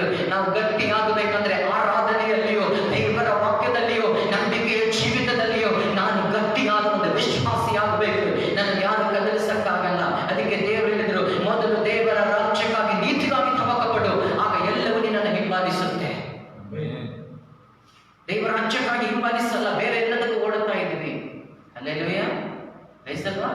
ಪ್ರೀತಿ ಏನಾಯ್ತು? ತಣ್ಣಗಾಗಿದೆ. ಪ್ರೀತಿ ಏನಾಗಿದೆ? ತಣ್ಣಗಾಗೋಗಿದೆ. ಆದ್ರೆ ಕಡೆಯವರೆಗೂ ತಾಳುವವನು, ಕಡೆಯವರೆಗೂ ನಂಬಿಕೆಯಲ್ಲಿ ನಿಲ್ಲುವವನು, ಕಡೆಯವರೆಗೂ ಪ್ರಾರ್ಥನೆ ಬಿಡದೇ ಇರುವವನು, ಕಡೆಯವರೆಗೂ ವಿಶುದ್ಧ ಜೀವಿತವನ್ನು ಬಿಡದೇ ಇರುವವನು, ಕಡೆಯವರೆಗೂ ದೇವರ ವಾಕ್ಯವನ್ನು ಬಿಡದೇ ಇರುವವನು, ಆಮೇಲೆ ಕಡೆಯವರೆಗೂ ನಿತ್ಯ ಜೀವವನ್ನು ಎದುರು ನೋಡುತ್ತಿರುವ ವಿಶ್ವಾಸಿಯೇ ರಕ್ಷಣೆ ಹೊಂದಲಿಕ್ಕೆ ಸಾಧ್ಯ. ಇವತ್ತಿಗೂ ಮನಸ್ಸಾಂತರ ಇಲ್ವಾ? ಇವತ್ತಿಗೂ ನಿಮ್ಮಲ್ಲಿ ಒಂದು ಬಿಡುಗಡೆ ಇಲ್ವಾ? ಇವತ್ತಿಗೂ ಇಷ್ಟ ಬಂದಾಗ ಜೀವಿಸ್ತಾ ಇದೆಯಾ? ಎಚ್ಚರವಾಗೂ ನೀನು ಕೈ ಬಿಡಲ್ಪಡುವ ದಿನಗಳು ಬರುತ್ತದೆ. ಇನ್ನು ವಾಕ್ಯಗಳಿದೆ. ನಾನು ಮುಂದಿನ ವಾಕ್ಯದಲ್ಲಿ ನಾನು ಹೇಳ್ತೇನೆ. 2 ತಿಮೋಥಿ 4:10 ಹೀಗೆ ಹೇಳುತ್ತಾ ಇದೆ, ದೇವನು ಈ ಲೋಕವನ್ನ ಇಷ್ಟಪಟ್ಟು ಪ್ರೀತಿಸಿ ನಮ್ಮನ್ನೆಲ್ಲ ಬಿಟ್ಟು ಹೋದನಂತ. ಒಂದು ಯೋಹಾನದಲ್ಲಿ ದೇವರ ವಾಕ್ಯ ಹೇಳ್ತದೆ, ಲೋಕವನ್ನಾಗ್ಲಿ ಲೋಕದಲ್ಲಿರುವುದನ್ನಾಗ್ಲಿ ಪ್ರೀತಿಸಬೇಡ್ರಿ. ಅಲ್ಲೇಲೂಯ್ಯ. ಲಾಕ್ಡೌನ್ ಆಗಿರುವಂತ ಈ ದಿನದಲ್ಲಿ ಎಷ್ಟು ಜನ ಬೈಬಲ್ ಹಿಡಿತಾ ಇದ್ದಾರೆ, ಎಷ್ಟು ಜನ ಮೊಬೈಲ್ ಹಿಡಿತಾ ಇದ್ದಾರೆ ಕೈಯಲ್ಲಿ. ಮೊಬೈಲ್ ಕೈಯಲ್ಲಿರುವಷ್ಟು ಸಮಯ ಬೈಬಲ್ ಇದೆಯಾ? ಬೇಸಲ್ಲ. ಇವತ್ತು ವಾಟ್ಸಪ್, ಫೇಸ್ಬುಕ್, ಯೂಟ್ಯೂಬ್ ಅನ್ನು ಇಷ್ಟಪಡುವಷ್ಟು ಬೈಬಲ್ ಅನ್ನು ನೀವು ಇಷ್ಟಪಡ್ತಾ ಇದ್ದೀರಾ? ಟಿವಿಯನ್ನು ಇಷ್ಟಪಡುವಷ್ಟು ಬೈಬಲ್ ಇಷ್ಟಪಡ್ತಾ ಇದ್ದೀರಾ? ಅನೇಕ ಜನಗಳ ಜೊತೆ ಟೈಮ್ ಪಾಸ್ ಮಾಡುವಷ್ಟು ನೀವು ಬೈಬಲ್ ಅಲ್ಲಿ ಸಮಯ ಕಳೀತಾ ಇದ್ದೀರಾ? ಎಲ್ಲಿ ನಿಮ್ಮ ದೇವರ ಪ್ರೀತಿ? ತಣ್ಣಗಾಗಿದೆಯಾ? ಕೈ ಬಿಡಲ್ಪಟ್ಟೆ, ಎಚ್ಚರವಾಗಿರು. ದೇವರು ನಿನ್ನನ್ನು ಪರಲೋಕಕ್ಕೆ ಕರೆದಿದ್ದಾರೆ. ಸಿದ್ಧ ಆಗೋದು ದೇವರ ಕೆಲಸ ಅಲ್ಲ, ನಿನ್ನ ಕೆಲಸ. ಕರ್ಕೊಂಡು ಹೋಗುವುದು ದೇವರ ಕೆಲಸ. ಸಿದ್ಧ ಆಗಲಿಕ್ಕೆ ಮನಸ್ಸಿದೆಯಾ? ದೇವರು ನಿನಗೆ ಸಹಾಯ ಮಾಡುತ್ತಾರೆ, ಪರಿಶುದ್ಧಾತ್ಮ ನಿನಗೆ ಸಹಾಯ ಮಾಡುತ್ತಾರೆ. ಕಷ್ಟ ಬರಲಿ, ಸಂಕಟ ಬರಲಿ, ಹಿಂಸೆ ಬರಲಿ, ಅನ್ನ ಇಲ್ಲದೆ, ವಸ್ತ್ರ ಇಲ್ಲದೆ, ಗಂಡಾಂತರ, ಕಡುಗ ಏನು ಬಂದರೂ ಕ್ರಿಸ್ತನ ಪ್ರೀತಿ ನನ್ನಲ್ಲಿ ಬದಲಾಗೋದಿಲ್ಲ. ಪ್ರಾರ್ಥನೆ ಸಮಯ ಕೊಡುತ್ತೇನೆ. ಕಷ್ಟ ಇದ್ರೂ ಪ್ರಾರ್ಥನೆ ಇದೆ, ಸಂತೋಷ ಇದ್ರೂ ಪ್ರಾರ್ಥನೆ ಇದೆ, ಇಕ್ಕಟ್ಟಿದ್ರೂ ಪ್ರಾರ್ಥನೆ ಇದೆ ಮನೆಯಲ್ಲಿ. ಏನಿದ್ರು ನನ್ನ ವಾಕ್ಯ ಬಿಡಲ್ಲ, ಏನಿದ್ರು ಕ್ರಿಸ್ತ ನಂಬಿಕೆ ಬಿಡೋದಿಲ್ಲ. ಇವ್ರು ಅನೇಕ ಜನ ಹೇಳ್ತಾರೆ,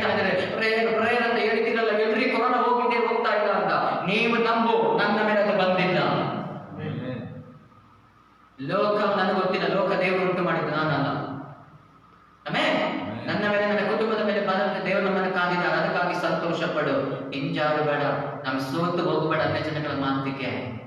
ಆಮೇಲೆ ಮತ್ತೆ ನಂಬಿಕೆಯಿಂದ ಹೇಳ್ರಿ, ನನ್ನನ್ನು ಕಾಯೋದಕ್ಕೆ ದೇವರಿದ್ದಾರೆ, ನಿನ್ನನ್ನು ಕಾಯೋದಕ್ಕೆ ಯಾರಿದೆ?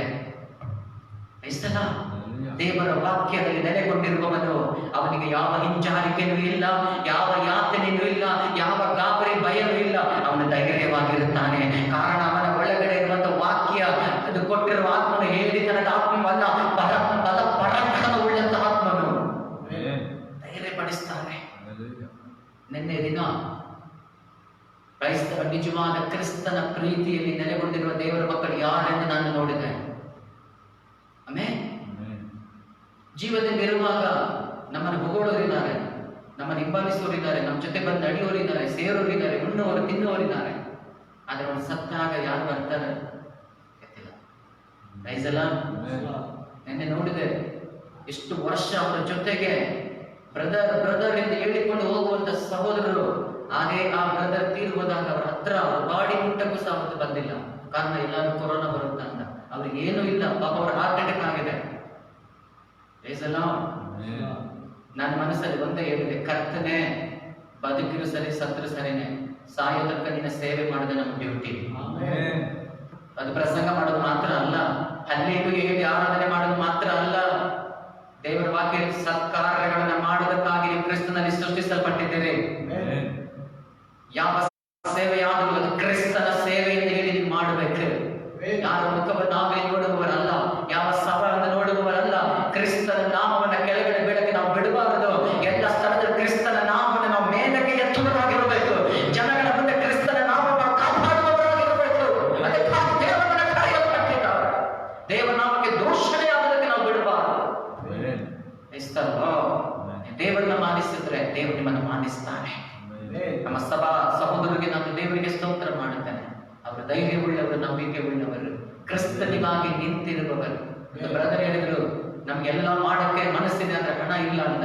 ಹಣ ಮುಖ್ಯವಲ್ಲ, ಸೇವೆಗೆ ಮನಸ್ಸಿರಬೇಕು. ಮನಸ್ಸೆಂಬ ಸಿದ್ಧವಾದ ಕೆರವನ್ನು ಬಿಟ್ಟುಕೊಳ್ಳಬೇಕು. ನಡಿಬೇಕಾದ್ರೆ ಮನಸ್ಸಿರಬೇಕು. ಸೇವೆ ಮಾಡುವುದಕ್ಕೆ ಮನಸ್ಸಿರಬೇಕು. ಸೇವೆ ಮಾಡುವುದಕ್ಕೆ ದಾಹವಿರಬೇಕು. ಸೇವೆ ಮಾಡುವುದಕ್ಕೆ ವೈರಾಗ್ಯ ಇರಬೇಕು. ದೇವರ ಹೇಳಿದ್ರು, ನೀನು ದೇವರ ರಾಜ್ಯಕ್ಕಾಗಿ ನಿಂತಿರಬೇಕು. ಎಲ್ಲವೂ ನಿನ್ನ ಹಿಂದೆ ಬರುತ್ತದೆ. ಹಣ ನಿನ್ನ ಹಿಂದೆ ಬರುತ್ತದೆ, ಅಧಿಕಾರ ನಿನ್ನ ಹಿಂದೆ ಬರುತ್ತದೆ, ಆಸ್ತಿ ಅಂತಸ್ತು ನಿನ್ನ ಹಿಂದೆ ಬರುತ್ತದೆ. ಆದರೆ ತವಕ ಪಡುವ ಹೃದಯ ಮನಸ್ಸು ನಿಮಗಿದ್ರೆ ಮಾತ್ರ ಕ್ರೈಸ್ತಲ್ಲ. ಪ್ರೀತಿ ತಣ್ಣಗಾಗಬಾರದು. ಲೋಕದಲ್ಲಿ ಅಧರ್ಮ ಹೆಚ್ಚಾಗ್ತಾನೆ ಹೋಗುತ್ತೆ. 2 ತಿಮೋತಿ 3:1 ವಾಕ್ಯ ಮನೆಯಲ್ಲಿ ಓದ್ರಿ. ಕಡೆಯ ಕಾಲದಲ್ಲಿ ಹಣದಾಸೆ ಉಳ್ಳವರು, ಸ್ವಾರ್ಥ ಚಿಂತಕರು, ಉಪಕಾರವನ್ನು ನೆನೆಸದವರು, ತಂದೆ ತಾಯಿಗೆ ಅವಿಧೇಯರು ಆಗಿರುವ ಜನಗಳು ಕಡೆಯ ಕಾಲದಲ್ಲಿ ಇರ್ತಾರೆ ಎಂದ. ನಾವು ನೀವು ಆಗಬಾರ್ದು. ನಮ್ಮ ಪ್ರೀತಿ ತಣ್ಣಗಾಗಬಾರದು. ನಮ್ಮ ದೇವರು ನಡೆಸ್ತಾರೆ, ನಮ್ಮ ಕುಟುಂಬವನ್ನು ದೇವರು ನಡೆಸ್ತಾರೆ. ನಂಬಿಕೆ ಇಡು. ಅಗ್ನಿಯಲ್ಲಿ ಉರಿಯುವ ಅಗ್ನಿಯಲ್ಲಿ ಬೀಳುವ ಪರಿಸ್ಥಿತಿ ಬಂದಾಗಲೂ ಶದ್ರಕ್, ಮೆಷಕ್, ಅಬೇದ್ನೆಗೋ ದೇವರಲ್ಲಿ ನಂಬಿಕೆ ಇಟ್ಟು ನಮ್ಮ ದೇವರು ಕಾಪಾಡ್ತಾರೆ. ಸಿಂಹದ ಗವಿಯಲ್ಲಿ ನನ್ನನ್ನು ಹಾಕ್ತಾರೆ ಎಂದು ಗೊತ್ತಿದ್ದರು ದಾನಿಯರ ನಂಬಿಕೆ ಇಟ್ಟ ದೇವರು ನನ್ನನ್ನು ಸಿಂಹದ ಬಾಯಿಂದ ತಪ್ಪಿಸ್ತಾರೆ ಎಂದು. ಅವರನ್ನ ಕೇವಲವಾಗಿ ಇರುವ ಸ್ಥಿತಿಗೆ ದೇವರು ಬಿಟ್ಟಿಲ್ಲ, ಇಂದಿಗೂ ಬಿಡೋದಿಲ್ಲ, ಮುಂದೆಯೂ ಬಿಡೋದಿಲ್ಲ. ನಿನ್ನ ಜನಗಳ ಮುಂದೆ ಕೇವಲವಾಗಿರೋಕೆ ಬಿಡೋದಿಲ್ಲ. ನಿನ್ನನ್ನು ಮಾನಿಸ್ತಾರೆ ದೇವರು. ಆದರೆ ಆ ದೇವರಲ್ಲಿ ವಿಶ್ವಾಸ ಇಡು, ನಂಬಿಕೆ ಇಡು. ಲೋಕದಲ್ಲಿ ಏನು ಬೇಕಾದ್ರೂ ಸಂಭವಿಸಲಿ, ನಿನ್ನ ಪ್ರೀತಿ ಬದಲಾಗಬಾರದು, ನಿನ್ನ ನಂಬಿಕೆ ಬದಲಾಗಬಾರದು. ನೀನು ದೃಢವಾಗಿ ನಿಂತುಕೋ ಕ್ರಿಸ್ತನಲ್ಲಿ.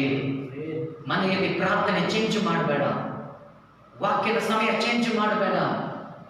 ಮನೆಯಲ್ಲಿ ದೃಢವಾಗಿ ನೀವು ನಿನ್ನ ಕುಟುಂಬ ನಿಂತುಕೋ. ಇವತ್ತು ನಿಮ್ಮನ್ನ ಸಿದ್ಧ ಮಾಡಿಕೊಳ್ಳುವಂತ ದಿನ. ದೇವ ಮಗುವೆ, 5 ಮಂದಿ 10 ಮಂದಿ ಕನ್ನಿಕೆಯರಲ್ಲಿ 5 ಮಂದಿ ಕನ್ನಿಕೆಯರು ಆ ರೀತಿ ತಟ್ಟೆಯಲ್ಲಿ ಎಣ್ಣೆಯನ್ನು ಹಿಡಿದುಕೊಂಡ ರೀತಿಯಲ್ಲಿ ನೀನು ನಿಂತಿರಬೇಕು. ಮೊದಲಿಗನು ಬರಲಿಕ್ಕೆ ಹೋಗ್ತಾ ಇದ್ದಾನೆ. ಆಮೇಲೆ ಎಷ್ಟು ಜನಕ್ಕೆ ಅರ್ಥ ಆಗ್ತಾ ಇದೆ? ಮುಂದಿನ ವಾರ ಈ ವಾಕ್ಯವನ್ನ ಕಂಟಿನ್ಯೂ ಮಾಡಕ್ಕೆ ನಾನು ಇಷ್ಟಪಡ್ತೀನಿ. ಪ್ರೀತಿ ತಣ್ಣಗಾದ್ರೆ ಏನೇ ನಮ್ಮಲ್ಲಿ ತಣ್ಣಗಾಗಿದೆ ಕಾರ್ಯಗಳು. ಆಮೇಲೆ ದೇವರು ನಿಮ್ಮೊಂದಿಗೆ ಮಾತಾಡಿದ್ರೆ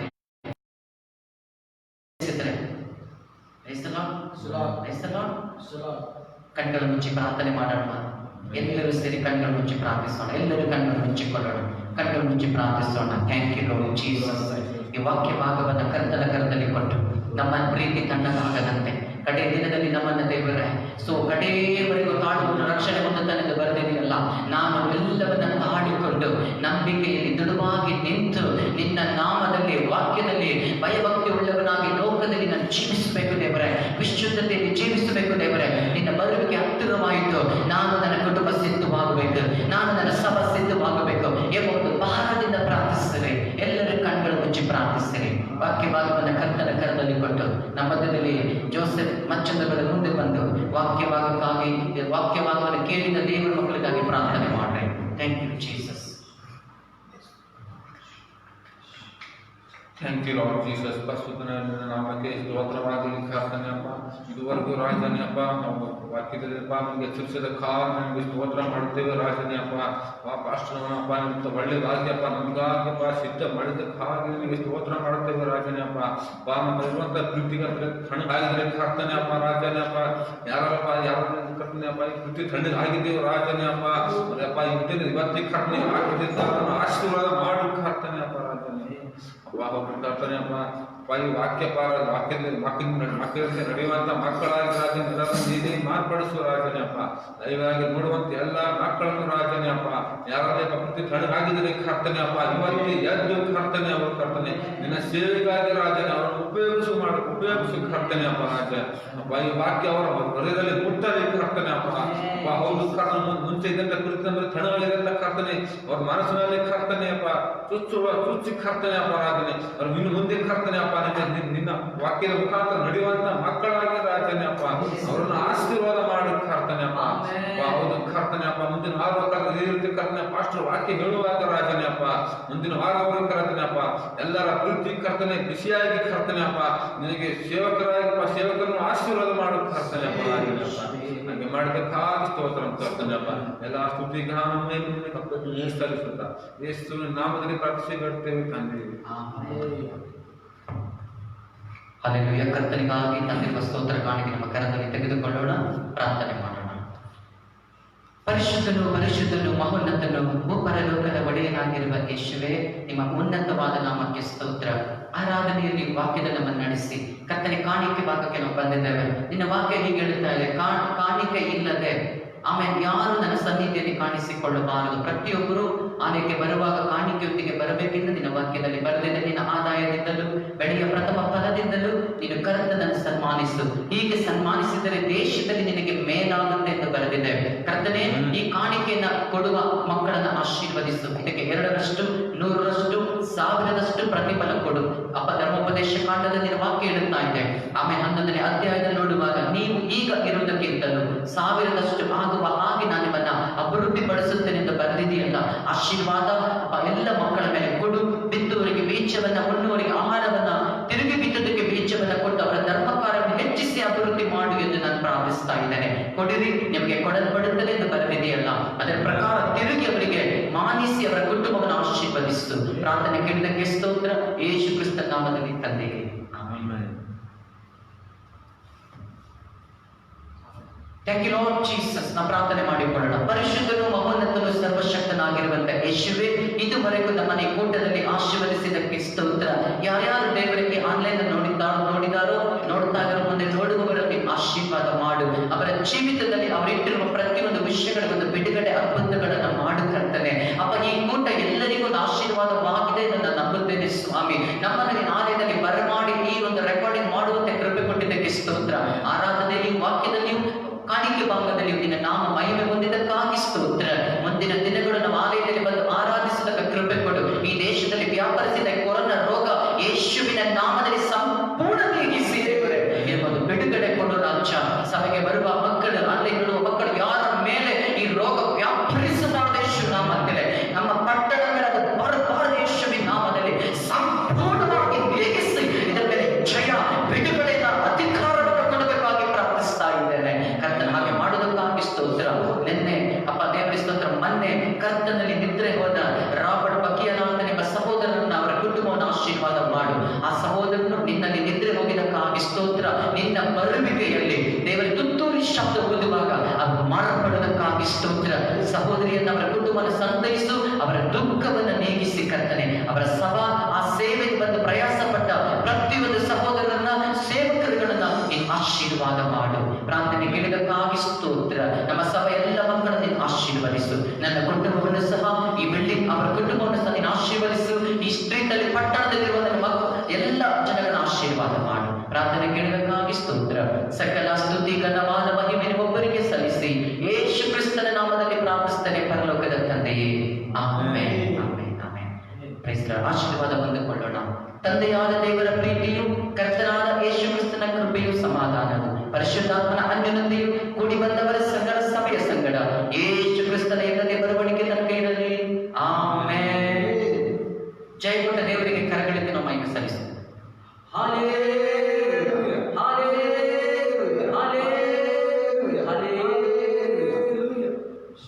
ಪ್ರೈಸ್ ದಿ ಲಾರ್ಡ್. ಕರ್ತನು ನಿಮ್ಮನ್ನು ಆಶೀರ್ವದಿಸಲಿ. ಪ್ರೇಯರ್ ರಿಕ್ವೆಸ್ಟ್ ಇದ್ರೆ ಕಾಮೆಂಟ್ ಬಾಕ್ಸ್ ಅಲ್ಲಿ ಪ್ರೇಯರ್ ರಿಕ್ವೆಸ್ಟ್ ಹಾಕ್ರಿ. ಈ ವಾಕ್ಯ ನಿಮ್ಗೆ ಆಶೀರ್ವಾದವಾಗಿದ್ರೆ, ಇದು ಅನೇಕ ಜನರಿಗೆ ಆಶೀರ್ವಾದ ಆಗೋದಕ್ಕೋಸ್ಕರ ಇದನ್ನ ಶೇರ್ ಮಾಡ್ರಿ. ಇದರ ಮೂಲಕ ದೇವರು ನಿಮ್ಮನ್ನು ಆಶೀರ್ವದಿಸುವನಾಗಿದ್ದಾನೆ. Praise the Lord. God bless you.